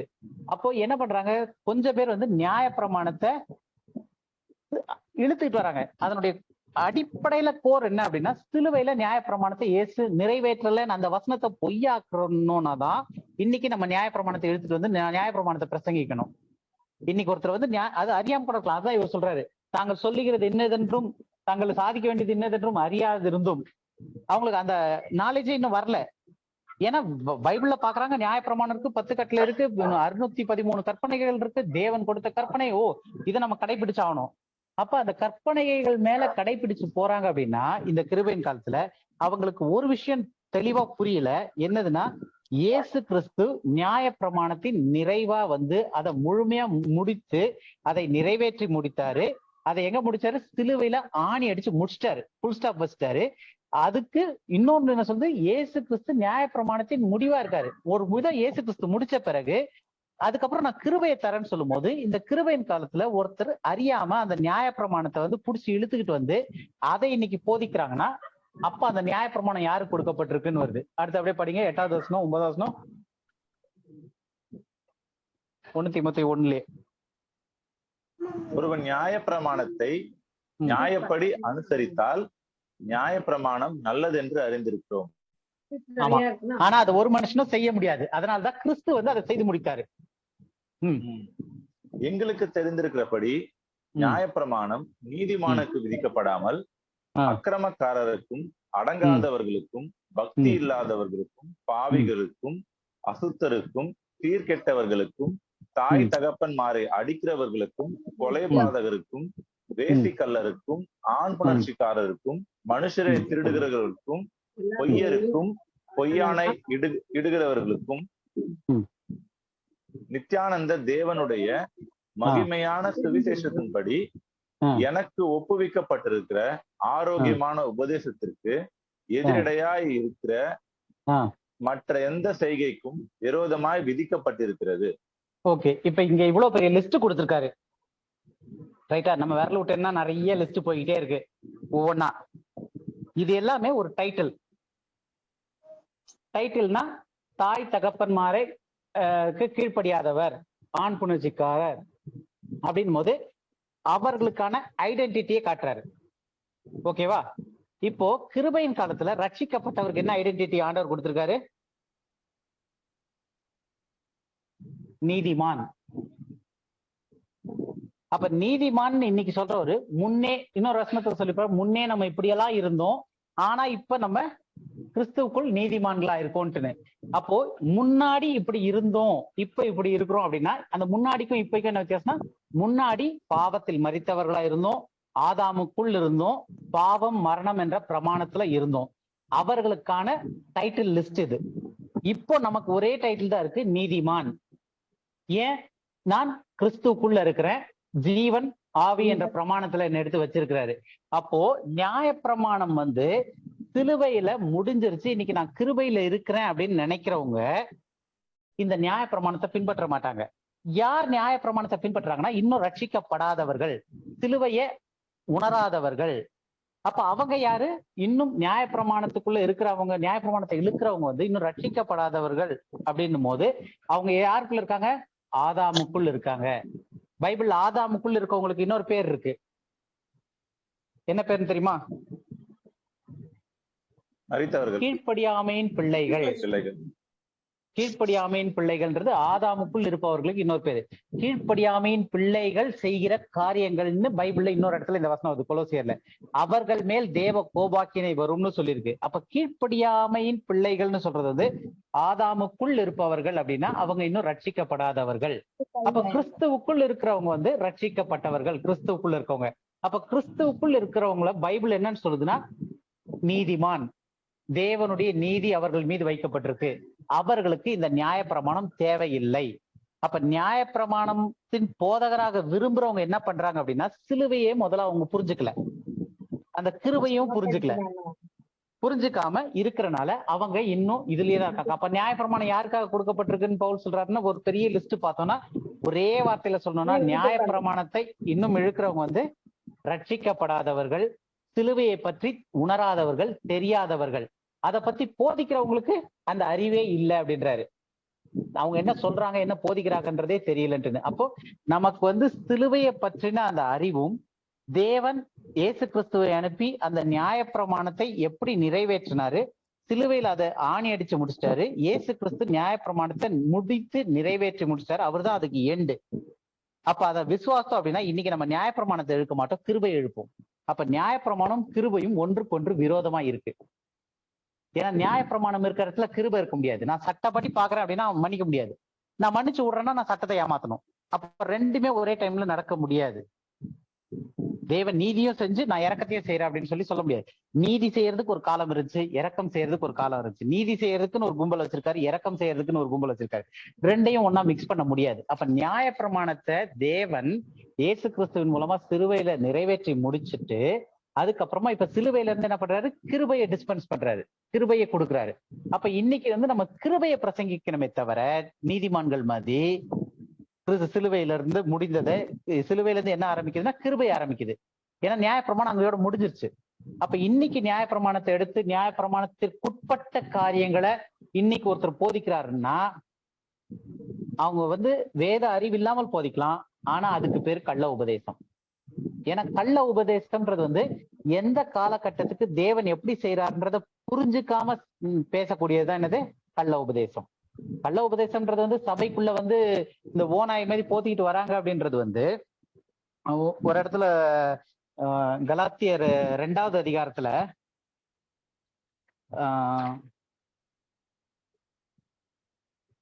கலாத்தியர் 2:8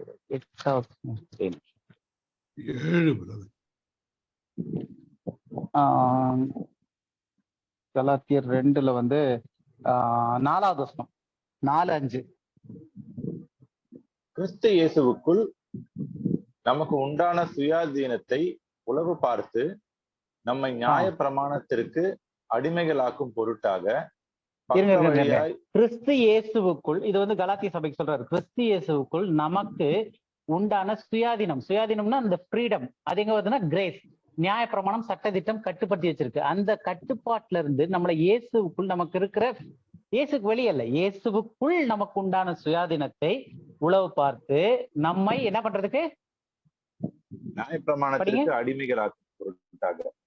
நியாயப்பிரமாணத்திற்கு அடிமைகளாக்க பொருட்டாக. எங்க சிலுவையில இயேசு கிறிஸ்து முடிச்சு அங்க எண்டு பண்ண நியாயப்பிரமாணத்தை இழுத்துட்டு வந்து அதுக்கு நம்மளை அடிமைகளாக்க பொருட்டு பக்க வழியாய் நுழைந்த கள்ள சகோதரர் நிமித்தம் அப்படி ஆயிற்று.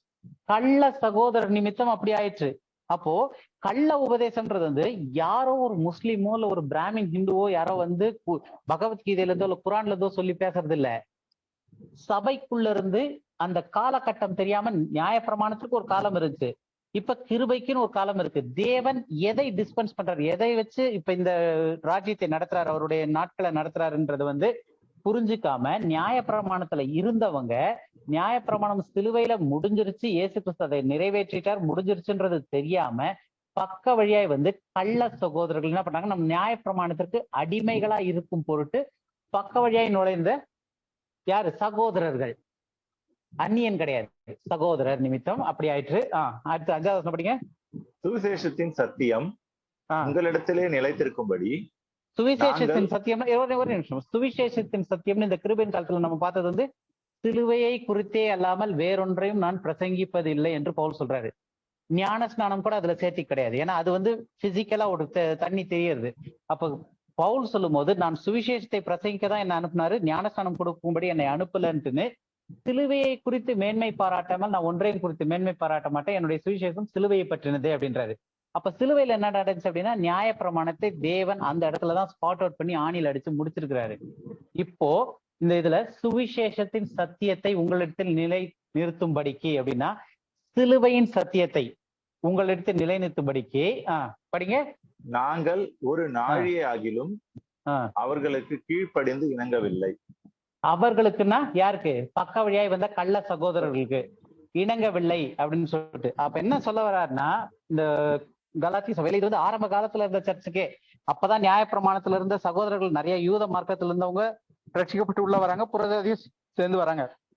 உள்ள வந்த யூதர்கள் மறுபடியும் நியாயப்பிரமாணத்தை இவர்களும் கடைபிடிக்கணும்னு சொல்லி கொண்டு வராங்க, முயற்சி பண்றாங்க. அப்ப இவர்களும் அந்த நியாயப்பிரமாணத்தை கடைபிடிக்கணும் அப்படின்னு சொல்லும் போது பவுல் சொல்றாரு, ஒரு நாழிகையாகிலும் ஃபார் அன் மூமெண்ட், ஒரு நாழிகையாகிலும் நாங்க அவங்களுக்கு இடம் கொடுக்கல.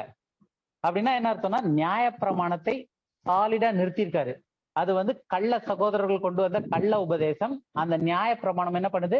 மறுபடியும் அடிமைப்படுத்துது. அடிமைப்படுத்துதுன்னா பாவத்திற்குள்ளாக. ஏன்னா நம்ம இப்ப கிருபையில இருக்கோம். ஒண்ணு நம்ம கிருபையில இருக்கோமா, இல்ல நியாயப்பிரமாணத்துல இருக்கோமா? இது ரெண்டு தான் கேள்வி. அப்ப நம்ம நியாயப்பிரமாணத்துல இருக்கோம் அப்படின்னா கிருபையில இல்லைன்னு அர்த்தம். புரியுதா உங்களுக்கு? கலாத்தியர் 5வது அதிகாரம் 4வது வசனம் படிச்சு பாருங்க.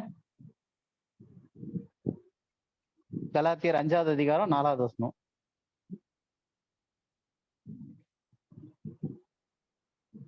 நியாயப்பிரமாணத்தினால் நீதிமான்களாக விரும்புகிற நீங்கள் யாவரும் கிறிஸ்துவை விட்டு பிரிந்து கிருபை நின்று விழுந்தீர்கள். கிறிஸ்துவை விட்டு பிரிந்து கிருபையிலிருந்து விழுந்தீர்கள். நமக்கு இந்த டிஸ்பென்சேஷன் ஆஃப் கிரேஸ்ல இந்த கிருபையின் காலத்துல வந்து நம்மளுடைய ரட்சிப்பை இவ்வளவு நேரம் நம்ம பார்த்த பாயிண்ட்ல வந்து முதல் விஷயமே கிருபையினாலே விசுவாசத்தை கொண்டு ரட்சிக்கப்பட்டீர்கள், இது உங்களால் உண்டானது அல்ல, இது தேவனுடைய ஈவு. இப்ப அது எங்க நடந்துச்சு? சிலுவையில. ஏன் நியாய பிரமாணத்தை அவர் சிலுவையில ஆணி அடிச்சிட்டாரு. இப்போ இந்த கிருபையின் காலத்துல 2000 வருஷம் கழிச்சு இன்னைக்குமே என்ன பண்றாங்க பாதி பேரு? நியாய பிரமாணத்தினாலே நீதிமான்களாக விரும்புகிற நீங்கள் யாவரும் ஃபர்ஸ்ட் என்னாவது கிறிஸ்துவை விட்டு பிரிந்து, ஏன்னா அவர் தான் நியாய பிரமாணத்தை நிறைவேற்றி முடித்தார். அவரை விட்டு பிரிந்து கிருபை, சிலுவையில தான் கிருபை ஆரம்பிக்குது. நியாய பிரமாணம் அங்க முடிஞ்சு கிருபையிலிருந்து விழுந்தீர்கள். இப்ப புரியுது உங்களுக்கு அந்த நியாய பிரமாணத்துக்கும் கிருபைக்கும் எவ்வளவு ஒரு கான்ட்ராஸ்ட் இருக்குன்ட்டுன்னு? சோ நம்ம கிருபையில இருக்கிறோம்னா நம்ம நியாய பிரமாணத்துல இருக்க முடியாது. நம்ம நியாய பிரமாணத்தின்படி இருக்க போறோம் அப்படின்னா கிருபையில இருக்க முடியாது. இது ரெண்டும் ஒண்ணுக்கு ஒண்ணு முரணானது. இதுதான் வந்து தேவன் சிலுவையில் செய்த மிகப்பெரிய விஷயம். அப்ப இன்னைக்கு நம்ம என்ன ப்ரீச் பண்ண வேண்டும்? Not the law but we preach the one who fulfil the law. நம்ம நியாய பிரமாணத்தை போதிக்க வேண்டியதல்ல, நியாய பிரமாணத்தை சிலுவையிலே நிறைவேற்றினவரை போதிக்க வேண்டும். புரியுதா உங்களுக்கு வித்தியாசம்? இன்னைக்கு முக்காவாசி சபை வந்து இயேசுவையும் போதிக்குது, நியாய பிரமாணத்தையும் போதிக்குது. சில சபை நியாய பிரமாணத்தை மட்டுமே போதிக்குது, இயேசுவை கூட கம்மி பண்ணிட்டு. அவங்க வந்து அவங்களுடைய ஒர்க்கை பேஸ் பண்ணி எப்படிலாம் நல்லவனாகலாம், எப்படியெல்லாம் பரிசுத்தமா வாழணும், எப்படியெல்லாம் இது பண்ணணும்னு சொல்றாங்க. அப்ப நியாய பிரமாணத்தை நம்ம இன்னைக்கு போதிக்க வேண்டியது இல்லை, ஏன்னா அது முடிஞ்சு போனது. பழைய கதைன்னு சொல்ற மாதிரி அது பழைய கதை. அப்ப இன்னைக்கு புது கதை என்னது? யார் நியாய பிரமாணத்தை நிறைவேற்றினாரோ, எப்படி நிறைவேற்றினாரோ அதை பிரசங்கிக்கணும். அது என்னது? சிலுவை. அப்ப அதனால்தான் பவுல் வந்து சிலுவையை எம்பசைஸ் பண்ணி சிலுவையை பற்றின பிரசங்கத்தை தான் பவுல் பண்றாரு. இப்ப இந்த பாயிண்ட் கிளியரா இருக்கா உங்களுக்கு? முதல் விஷயம், இயேசு கிறிஸ்து சிலுவையில என்ன பண்ணாருன்னா நியாய பிரமாணத்தை அங்க ஆணையத்தை முடித்து நியாய பிரமாணத்தையே அவர் கம்ப்ளீட் பண்ணி நிறைவேற்றி, ஒழிச்சில்ல அழிச்சில்ல, நிறைவேற்றி அதை முடித்து அவர் நியாய பிரமாணத்தை முழுமையாக்கிட்டாரு. இப்ப வந்து அதுல இருந்து கிருபை ஆரம்பிச்சிருக்கு. அதனால இன்னைக்கு வந்து நம்ம நியாய பிரமாணத்தை பேசுறோம் அப்படின்னா நம்ம வந்து இன்னும் கீழ்ப்படியாமை பிள்ளைகளாகவும் ஆதாமுக்குள் இருக்கிறவங்களாகவும், அதாவது பேசிக்கலா இன்னும் ரட்சிக்கப்படாதவங்களுமா இருக்கிறோம். நிறைய பேர் வந்து இதை பிரசங்கிக்கிறதுக்கு நியாய பிரமாணத்தின் ஊழியக்காரராக விரும்புறாங்க. ஏன்னா அவங்களுடைய அறியாமையினால. பக்க வழியா வந்து நியாயப்பிரமாணத்தை சொல்றவங்களுக்கு வந்து கள்ள சகோதரர்கள்னு பவுல் சொல்றாரு. அவங்களுக்கு நான் இமைப்பொழுது கூட நான் சான்ஸ் கொடுக்கல அப்படின்றாரு. அப்ப இன்னைக்கு நம்ம பேச வேண்டியது நியாயப்பிரமாணத்தை பிரசங்கிக்க வேண்டியது இல்லை, நியாயப்பிரமாணத்தை நிறைவேற்றின கிறிஸ்துவையும் அவர் சிலுவையுமே பிரசங்கிக்க வேண்டும். கிறிஸ்துவை பிரசங்கிக்கிறதுக்கு ஒரு 3 வசனம் படிச்சிடலாம். 1 கொரிந்தியர் 1:18.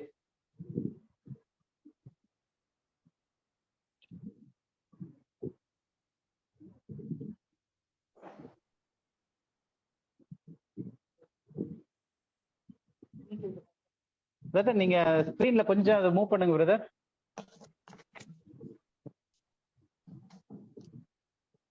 சிலுவையை பற்றிய உபதேசம்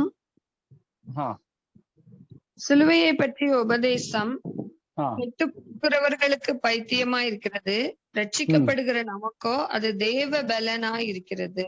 அப்ப சிலுவையை பற்றின உபதேசம்ன்றது வந்து கிருபையை பற்றின உபதேசம். ஏன்னா சிலுவையில வந்து என்ன நடந்துச்சுன்னா நியாயப்பிரமாணத்தினுடைய முடிவும் கிருபையினுடைய ஆரம்பமும் எங்க நடந்துச்சுன்னா சிலுவையில நடந்துச்சு. அப்ப சிலுவையை பற்றின உபதேசம் அப்படின்னும் போது அங்க ஸ்பெசிபிக்கா என்ன நடந்துச்சு? இயேசு கிறிஸ்து பாவத்தை ஜெயிச்ச, பாவத்துக்காக சிலுவையில் அறையப்பட்ட, உயிர்த்தெழுந்தார், இதெல்லாம் நடந்துச்சு. ஆனா அந்த பாவத்தின் மரணம், சம்பளம் இதெல்லாமே வந்தது நியாயப்பிரமாணத்துல.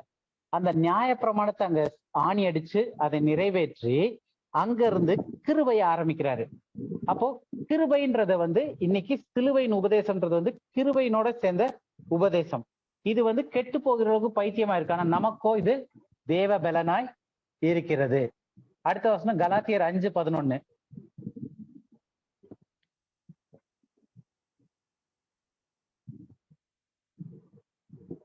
சகோதரரே, இதுவரைக்கும் நான் விருத்த சேதனத்தை பிரசங்கிக்கிறவனாய் இருந்தால் இதுவரைக்கும் எண்ணத்திற்கு துன்பப்படுகிறேன். அப்படியானால் சிலுவையை பற்றி வரும் இடரல் ஒழிந்திருக்குமே. அப்படின்னா சிலுவை பற்றின இடரல் ஒழிந்திருக்குமேன்றாரு. அப்படின்னா என்ன சொல்ல வர்றாருங்க சகோதரி? இது வரைக்கும், அதாவது இந்த கலாத்தியர் எழுதுற வரைக்கும், சிலுவைக்கு அப்புறம் இது வரைக்கும் நான் விருத்த சேதனத்தை பிரசங்கிக்கிறவனா இருந்தால், அதாவது விருத்த சேதனம்ன்றது வந்து சொல்ல வர்றது வந்து நியாயப்பிரமாணத்தினோட சேர்ந்த காரியம் அது. சோ இது வரைக்கும் நான் வந்து பிசிக்கலா செய்யக்கூடிய ஒரு காரியத்தை பிரசங்கிக்கிறவனாவே இருந்தா, ஏன்னா ஏற்கனவே அதான் பிரசங்கிச்சுக்கிட்டு இருந்தார் அவரு. யூத மார்க்கத்தின்படி வைராக்கியமா பிரசங்கிச்சுக்கிட்டு இருந்தவர், அதுக்காக சபையை துன்பப்படுத்தினவர். இப்ப வரைக்கும் நான் அதையே பிரசங்கிச்சுக்கிட்டு இருக்கிறேன். அப்படின்னா நான் வந்து சிலுவை பற்றின வரும் இடரல்கள், சிலுவைக்காக எனக்கு என்ன பிரச்சனை வருதோ அது ஒழிந்திருக்குமே. ஆனா நான் சிலுவையை பிரசங்கிக்கிறதுனால ஏகப்பட்ட பிரச்சனையை ஃபேஸ் பண்றேன். எனக்கு அடி உழுறது எல்லாமே நான் சிலுவையை பத்தி பிரசங்கிச்சனாலதான் எனக்கு அடி உழுது. சிலுவையை பத்தி பிரசங்கிக்கும் போது ஏன் அடி உழுது அப்படின்னா, அவரு விருத்த சேதனம் தேவையில்லை, நியாயப்பிரமாணம் தேவையில்லை, அது அங்க முடிஞ்சிருச்சு சிலுவையில, இப்ப கிருபையில இருக்க, நீ ஒன்னும் செய்ய வேணாம் அப்படின்னு சொல்லி பிரசங்கிக்கிறாரு. அதனால என்ன பண்றாங்க சகோதரர், யாரு? யூதர்கள் விருத்த சேதனத்தை வந்து தூக்கி பிடிச்சிருக்கோங்க, நியாயப்பிரமாணத்தை தூக்கி பிடிச்சிருக்கோங்க. அவங்க கிட்ட வந்து இதெல்லாம் சிலுவையில முடிஞ்சிருச்சு, இப்ப கிருபையில இருக்கும், இது தேவை இல்லைன்னு பிரசங்கிக்கிறதுனாலதான் பவுலுக்கு வந்து பெரிய இடரல், எல்லா இடத்துலயும் அடி உழுது. பவுல் அடிச்சவங்க யாரும் புறஜாதி கிடையாது, பவுல் அடிச்சவங்க எல்லாருமே யூதர்கள். பவுல் எப்படி யூதர்கள் போய் அந்த சிறுமந்தையை அடிச்சுக்கிட்டு இருந்தாரோ, இவரு சிறுமந்தையில ஆன பிறகு, இவரு ஆண்டவரை ஏத்துக்கிட்டு, மேசியாவை ஏத்துக்கிட்டு, இயேசு கிறிஸ்துவை ஏத்துக்கிட்ட பிறகு இவரை போலவே மற்ற யூதர்கள் இவர் அடிக்க ஆரம்பிக்கிறாங்க. ஏன் அடிச்சாங்க அப்படின்னா, எம்பசைஸ் முக்கியமான பாயிண்ட் என்னன்னா, இவர் வந்து விருத்த சேதனத்தை குறித்தோ அதை பத்தி பேசிக்கிட்டு இருந்தேன்னா எனக்கே அடி விழுது, நான் சிலுவையை பத்தி பேசுறதுனால எனக்கு அடி விழுந்திருக்காதுன்றாரு. அப்ப என்ன அர்த்தம்? இதனுடைய ஆப்போசிட், அவரு விருத்த சேதனம் தேவையில்லை, நியாயப்பிரமாணம் முடிஞ்சிருச்சு அப்படின்றத பேசியிருக்காரு. அதனால இவருக்கு சிலுவையை பத்தி பேசும்போது இவருக்கு பிரச்சனையாகுது. அதான் இங்க சொல்ல வர்றாரு. அடுத்து கலாத்தியர் 6:14.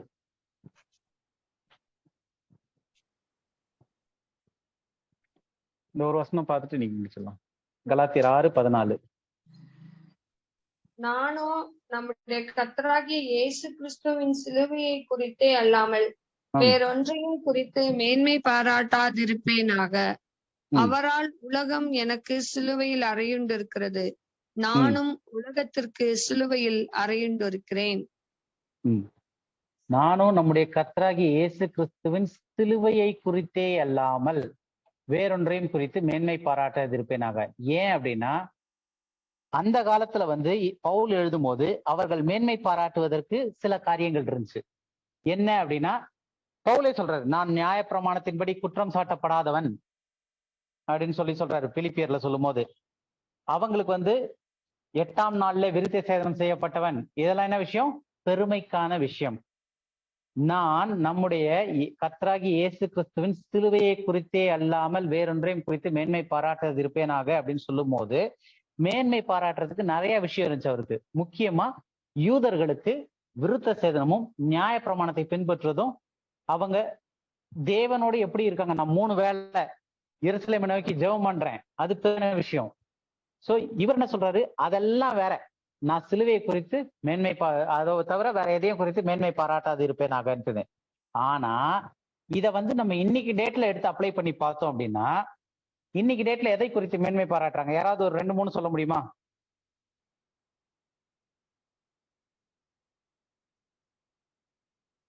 ஏதாவது 2-3 தாட் சொன்னீங்கன்னா முடிச்சிடலாம். இன்னைக்கு வந்து எதை குறித்து ரட்சிக்கப்பட்டவர்கள் மேன்மை பாராட்டுறாங்க? நான் வல்லமையுள்ள வரம் பெற்ற தேவ ஊழியக்காரன். ஓகே, அவங்க சபையை குறித்து. அந்நிய பாஷை பேசுறது. அந்நிய பாஷை பேசுறது வேற. நகை போடாம இருக்கு. ஆலயத்துக்கு கரெக்டா போறோம்ன்ற இது, கரெக்டா ரெகுலரா போறோம். ஓகே, அப்போ நீங்க லிஸ்ட் போட ஆரம்பிச்சீங்கன்னா ஒரு பெரிய லிஸ்டே போகுது. நம்மளே ஒண்ணும் இல்ல, காலையில 5 மணிக்கு நான் எழுந்து ஜெபம் பண்ண ஆரம்பிச்சனாலே ஒரு 3 நாள் கழிச்சு எனக்கே அது பெருமையா ஃபீல் ஆகுது. ஏன்னா மற்றவன் அதை செய்யறது இல்ல. மற்றவங்களை பார்க்கும்போது அவனை விட நான் பெட்டரா இருக்கிறேனே, நான் மணிக்கணக்கா உட்காந்து பைபிள் படிக்கிறேனே அப்படின்ற பெருமை தன்னால உள்ள வருது. நான் அவங்கள காட்டிலும் அந்நிய பாஷை நிறைய பேசுறேன்னா அது ஒரு பெருமை வருது. நான் வந்து வேதத்தை அதிகமா வாசிச்சுட்டே இருக்கேன்னா அது ஒரு பெருமை வருது. அப்போ நான் விஷயம் சொல்றது, அதனுடைய மூல பாயிண்ட் என்ன அப்படின்னா, நான் அப்படின்னு எங்கெல்லாம் வருதோ அதெல்லாம் பெருமை. புரியுதா உங்களுக்கு? நான் பொய்யே பேசினது இல்லை அப்படின்னா என்ன அர்த்தம்? அதுல எனக்கு பெருமை இருக்குன்னு அர்த்தம். நான் வந்து காலைல 5 மணிக்கு எழுந்து நேர்முட்டியில ஜெபம் பண்றேன்னும் போது எதெல்லாம் வந்து நான் சொல்லி நீங்க ஹைலைட் பண்ணி சொல்றீங்களோ அதெல்லாம் பெருமை. நானோ நம்முடைய கர்த்தராகி இயேசு கிறிஸ்துவின் சிலுவையே அல்லாமல் வேறொன்றையும் குறித்து மேன்மை பாராட்டாது இருப்பேனாக. ஏன்னா உலகம் எனக்கு சிலுவையில் அறியப்பட்டிருக்கு, நான் உலகத்துக்கு சிலுவையில் அறியப்பட்டிருக்கிறேன்றாரு. அப்ப மேன்மை பாராட்டுறது அப்படின்னு சொல்லிட்டேன் அப்படின்னா, நான் சிலுவையை குறித்தே அல்லாமல் தான். சிலுவையில என்னன்னு பார்த்தோம்னா நியாயப்பிரமாணம் முடிஞ்சு. நியாயப்பிரமாணம்ன்றது வந்து நான் என்ன செய்யறேன்றது நியாயப்பிரமாணம். தேவன் என்னை இதெல்லாம் செய்ய சொன்னாரு, நான் இதெல்லாம் செய்யறேன்றது நியாயப்பிரமாணம். அதை ஒருத்தனால நிறைவேற்ற முடியலன்னு சொல்லி தேவனே வந்து அதை நிறைவேற்றி முடிச்சிட்டாரு. முடிச்சுட்டு கிருபையை கொடுத்தாரு. அப்போ இன்னைக்கு தேவனே நான் நிர்மூலமாகிறது சுத்த கிருபை. நான் இன்னைக்கு வேதம் வாசித்தேன்னா அது உம்முடைய கிருபை. நான் இன்னைக்கு எழுந்து ஜெபம் பண்ணேன்னா அது உம்முடைய கிருபை. அப்போ உம்முடைய கிருபை அப்படின்னு வர்றதுதான் சிலுவையை குறித்த காரியம். எனக்கு கிருபைன்றது சிலுவையில இருந்து ஆரம்பிச்சதே தவிர நியாயப்பிரமாணம் அங்க முடிஞ்சிருச்சு. இன்னைக்கு ஒருத்தர் வந்து தான் என்ன செஞ்சோம் அப்படின்றத வந்து ஒண்ணு நான் இதை செஞ்சேன் அப்படின்னு சொல்லி சொன்னா அது பெருமை. நான் கிருபையினால இதை என்னால முடிஞ்சுச்சு அப்படின்னு சொன்னா அது சிலுவை. வித்தியாசம் புரியுதா உங்களுக்கு?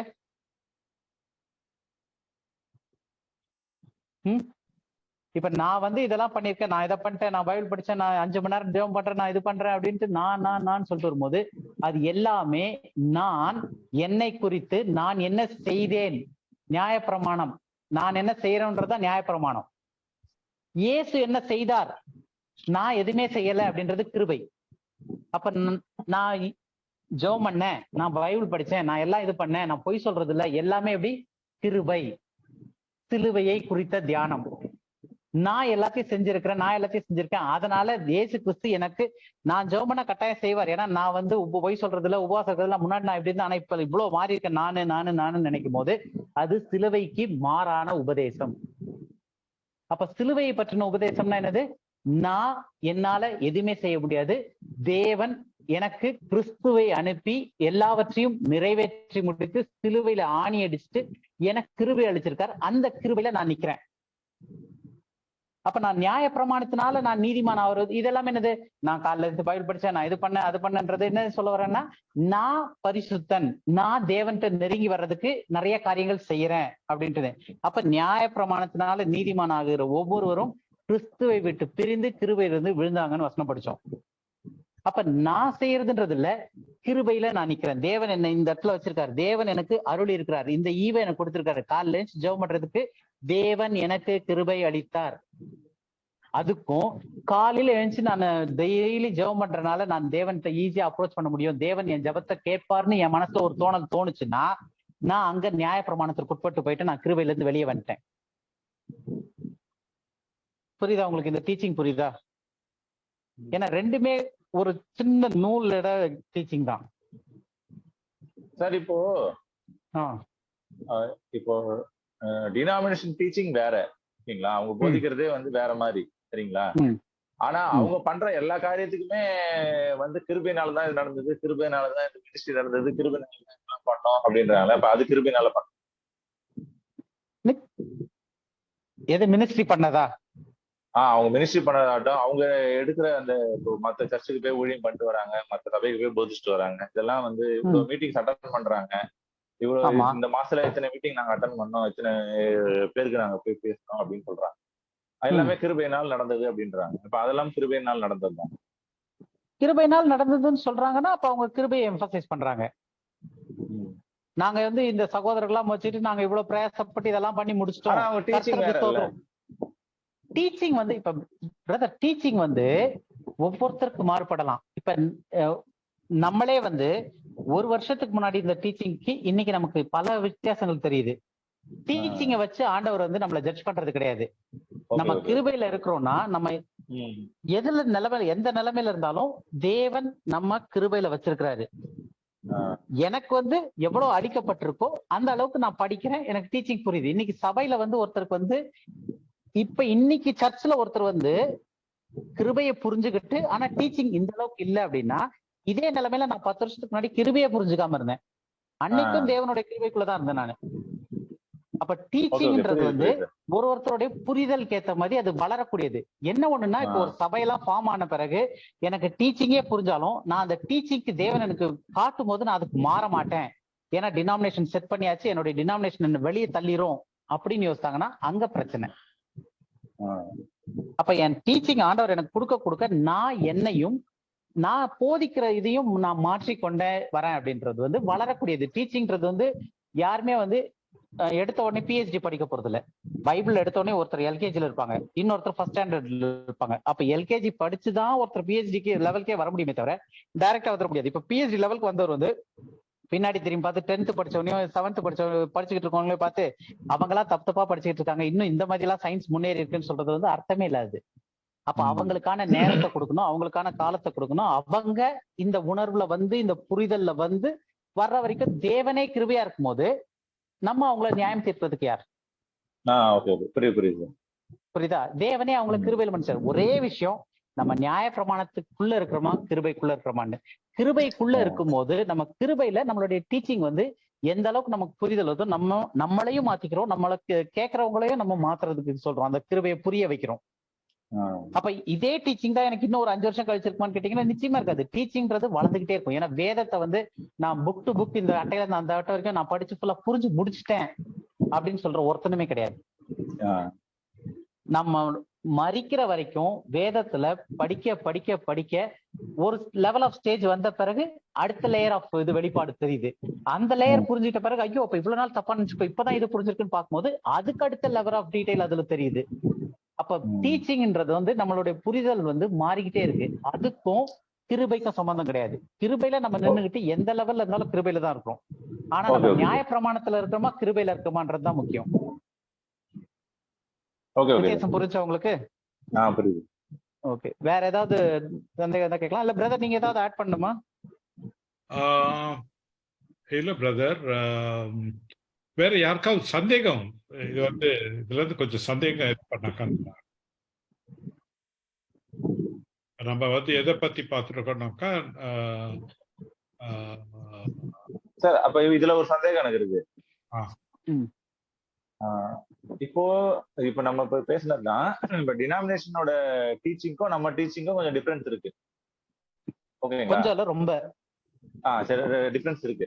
இப்போ இந்த அளவுக்கு நான் வந்து இப்போ இந்த அளவுக்கு நான் இப்ப என்ன வச்சு சொல்றேனே, நான் இந்த அளவுக்கு வந்து இவ்வளவு தூரம் தெரிஞ்சுக்கிட்டேன். இந்த நம்ம இப்ப இதுல வந்துட்டு பாடி ஆஃப் கிரைஸ்ட பாக்குறோம், லிட்டில் பிளாக் பாக்குறோம், ஜென்டைல்ஸ் என்னென்ன, யூதர்கள்னா என்னென்னு எல்லாமே நம்ம பிரிச்சு படிக்கிறோம். இப்ப இந்த இவ்வளவு டீச்சிங்கும் வந்து நான் என்னோட முயற்சியில தான் கத்துக்கிட்டேன்னா, இல்ல அது வந்து தேவன் கொடுக்குற கிருபையா? இந்த டீச்சிங்லாம் எனக்கு தெரிய வரதுக்கு இதெல்லாம் நான் கத்துக்கிறேன். It has been given unto youன்னு ஒரு வசனம் இருக்கு, தெரியுமா? பிலிப்பியர் 1:29.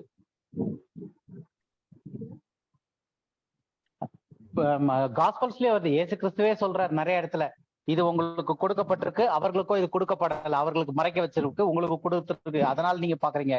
யாரெல்லாம் அழைச்சாரோ பிதா ஒருவனை அழைக்காவிட்டால் ஒருவனும் என்னிடத்தில் சேரான் அப்படின்றாரு. அப்ப யாரெல்லாம் வந்தாங்களோ அவங்கள பிதா தான் அழைச்சிருக்கிறாரு, அப்பதான் வர முடியும். நானா நினைச்சு ஒருத்தன் வந்துட முடியாது. அப்ப எனக்கு இவ்வளவு தெரியுது அப்படின்னா அந்த வசனம் படிங்க, பிலிப்பியர் 1:29. தமிழ் அதேதானா? பிலிப்பியர் 1:29.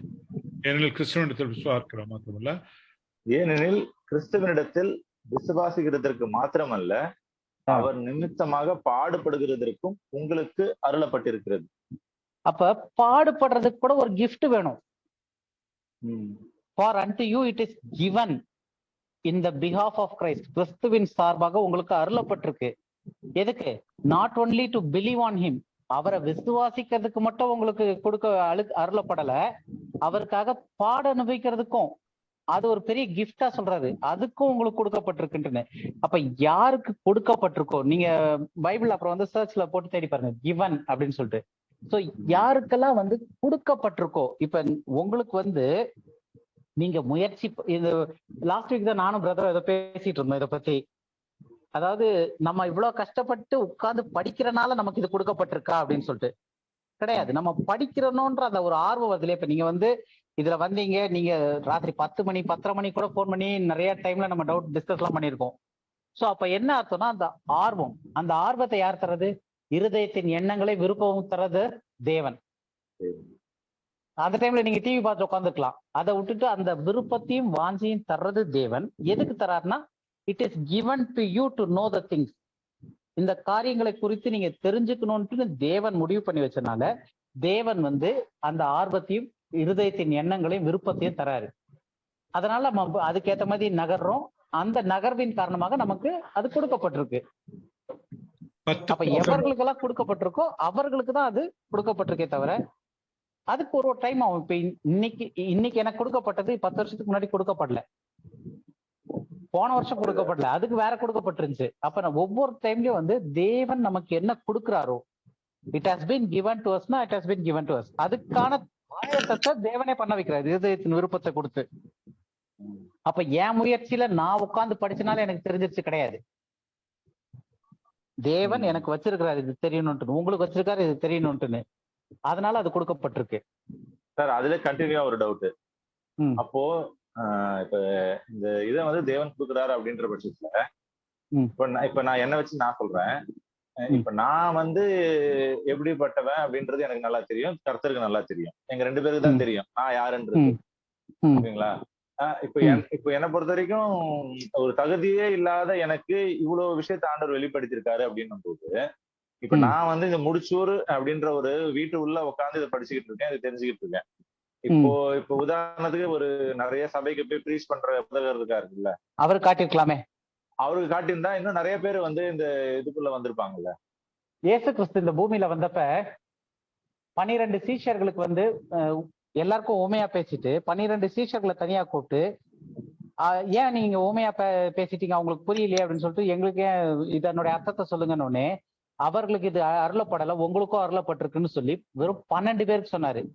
இதே பப்ளிக் மீட்டிங்ல பரிசேயர் சதுசேயர் அவ்வளவு பேருக்கும் போய் அதை சொல்லியிருந்தாருன்னா எல்லாரும் பேருமே வந்திருக்கலாமே. இதுன்னு உங்க கேள்வி.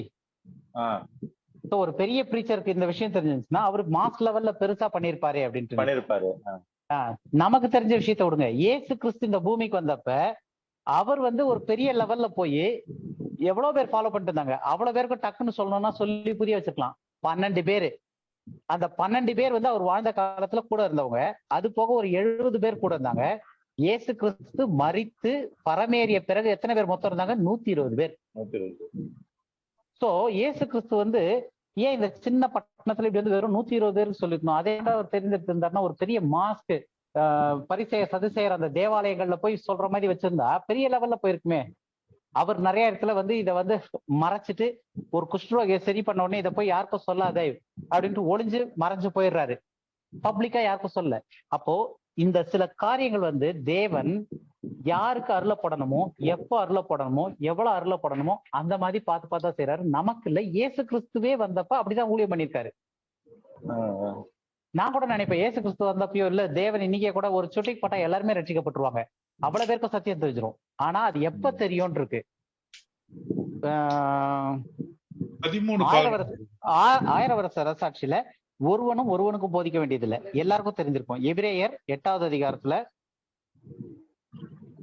9:10 வரும். 9, 10, 11 கிட்ட பாருங்க.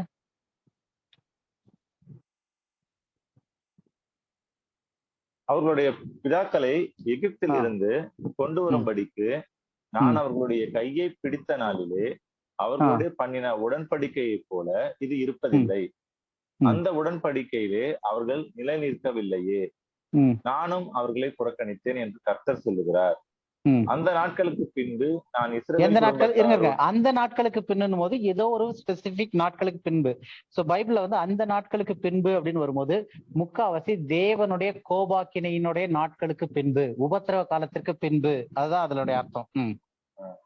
நான் இஸ்ரவேல் குடும்பத்தாரோட பண்ணும் உடன்படிக்கையாவது என்னுடைய பிரமாணங்களை அவர்களுடைய மனதிலே வைத்து அவர்களுடைய இருதயங்களில் அவைகளை எழுதுவேன்.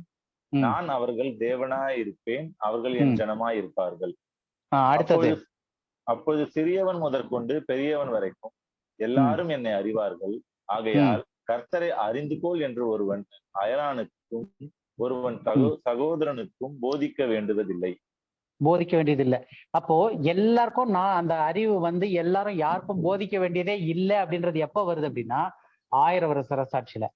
சோ நம்ம வந்து நம்மளுடைய அறிவு வச்சு தேவன் இப்படி பண்ணிருக்கலாமே, இதை இப்படி செஞ்சுக்கலாமே, நமக்கே வந்து இதை வெளியே ஒரு பெரிய ப்ரீச்சருக்கு வந்து ஒரு 10,000 பேர் இருக்க மேடையில பேசுறவருக்கு வந்துச்சுன்னா வந்திருக்குமே. நம்ம நினைக்கிறது வேற, தேவன் நினைக்கிறது வேற. தேவன் வந்து அவருடைய திட்டத்துல அவருடைய காரியத்துல சின்ன சின்னதா கொண்டு வர்றாரு குரூப்ஸ். இயேசு கிறிஸ்துவனுடைய ஊழியத்திலயும் அப்படிதான் இருந்துச்சு, அதுக்கப்புறம் உள்ளதுலயும் அப்படிதான் இருக்கு. இதெல்லாம் முடிஞ்சு நிறைவேறும் போது எங்க எல்லாருக்கும் எல்லாம் தெரியும்னா ராஜ்யத்துல வரும்போது, அதுவும் இஸ்ரவேல் புத்திரருக்கு இந்த ஒருவனும் போதிக்க வேண்டியதில்லை. அப்ப புறஜாதி வந்து இஸ்ரவேலுடைய ஸ்கர்ட்ஸ புடிச்சுக்கிட்டு எங்களுக்கும் இந்த தேவனை பத்தி சொல்லுங்கன்னு சொல்லி வருவாங்கன்னு ஏசாயால. அப்ப அவங்களுக்கு சொல்லி தருவாங்க இஸ்ரவேல் ஜனங்கள். இன்னைக்கு இஸ்ரவேல் ஜனங்களுக்கு ஒண்ணுமே தெரியாது. அன்னைக்கு டேட்ல ராஜ்யத்துல வரும்போது இஸ்ரவேல் ஜனங்களுக்கு இருதயத்திலே கற்பனை இருக்கும். ஒருவனும் இஸ்ரவேல் சகோதரர்களை ஒருத்தன் போதிக்க வேண்டியதில்லை. புறஜாதி அவங்கள பார்த்து கத்துக்குவாங்க, அந்த மாதிரி இருக்கும். ஓகேவா? சரி, ப்ரேயர் பண்ண முடிச்சலாமா? 8ஆக போகுது. வேற ஏதாவது இருக்கால ப்ரேயர் பண்ணிடலாமா? நம்ம இருந்துச்சுன்னா நீங்க குரூப்ல கூட போடுங்க டவுட். ஏன்னா 8ஆக போகுது. யாராவது ப்ரேயர் பண்ணி முடிச்சிடலாம். ஜெபம் பண்ணுவோம் பிரதர். ஜெபம் பண்ணுங்க. ஸ்தோத்திரம் ஆண்டவரே, நாங்கள் உம்மை துதிக்கிறோம், உம்மை ஸ்தோத்திரிக்கிறோம் கர்த்தாவே.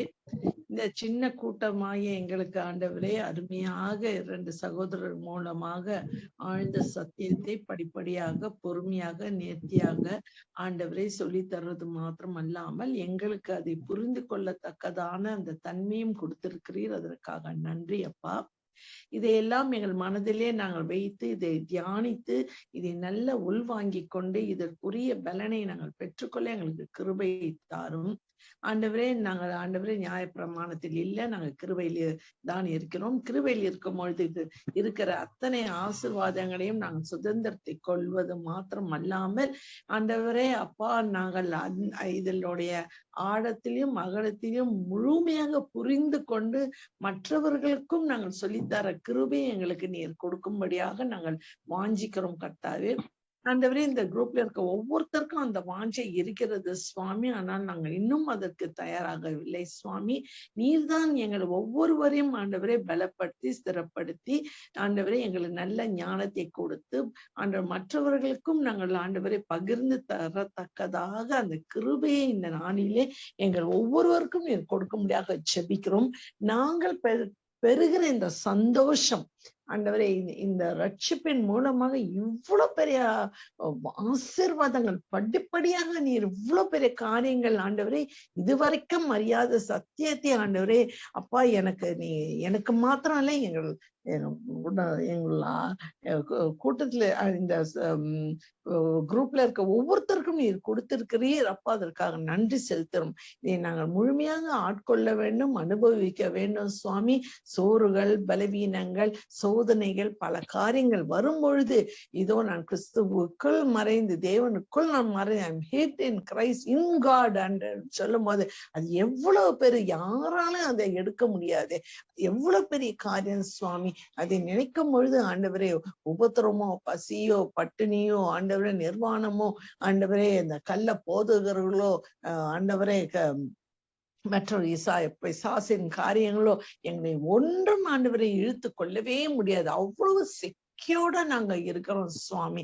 அது எவ்வளவு பெரிய காரியம், அது எவ்வளவு பெரிய ஆச்சரியம் கர்த்தாவே. நாங்கள் அதுக்கு நன்றி செலுத்துறோம் சுவாமி. ஆண்டவரை இன்னுமாக ஆண்டவரே இந்த 2 சகோதரர்களுக்கு நல்ல சுகத்தையும் பலத்தையும் கொடுத்து இந்த சத்தியத்தை அவர்களை எங்களுக்கு போதிக்கத்தக்கதாக எங்களுக்கு கிருபை அளிக்க முடியாத ஜெபிக்கிறோம். ஆண்டவரே ஒவ்வொரு பங்கு கொண்ட ஒவ்வொரு நபருக்காகவும் நாங்கள் ஜெபிக்கிறோம் கர்த்தாவே. எங்கள் குடும்பங்களை கருத்திலே கொடுக்கிறோம். எங்களோட சகோதரிகளும் கருத்திலே கொடுக்கிறோம். எங்கள் உடன்பிறப்புகள், எங்கள் நண்பர்கள், உற்றார் உறவினர்கள், ஆண்டவர் அக்கத்து பக்கத்து எங்களுக்கு தெரிந்தவர்கள் எல்லாருக்கும் ஆண்டவரே இவ்வளவு பெரிய பொக்கிஷத்தை ஆண்டவரே நாங்கள் சொல்ல அந்த கிருபையும் ஸ்லாக்கியத்தையும் எங்களுக்கு நீர் தரும்படியாக நாங்கள் ஜெபிக்கிறோம் கர்த்தாவே. காத்து கொள்ளுங்க சுவாமி. ஒவ்வொரு ஞாயிற்றுக்கிழமையும் இது தொடர்ந்து நடக்க அந்த கிருபையை தாரும்படியாக நாங்கள் ஜெபிக்கிறோம் ஆண்டவரே. உமக்கு சித்தமானவர்களை இந்த குரூப்ல வந்து சேர்க்க கிருபை அளிக்கும்படியாக ஜெபிக்கிறோம். சகல துதி கன மகிமை ஒருவருக்கே செலுத்துறோம் நல்ல பிதாவே. ஆமென். ஆத்மாவே கர்த்தரை ஸ்தோத்திரி, என் முழுவலுமே அவருடைய பரிசுத்த நாமத்தை ஸ்தோத்திரி. என் ஆத்மாவே கர்த்தரை ஸ்தோத்திரி, கர்த்தர் செய்த சகல உபகாரங்களையும் மறவாதே. ஆமென். ஆமென். To the blood of Jesus, to the name of Jesus. Amen. Thank you. Praise the Lord. Thank you. Thank you. Thank you.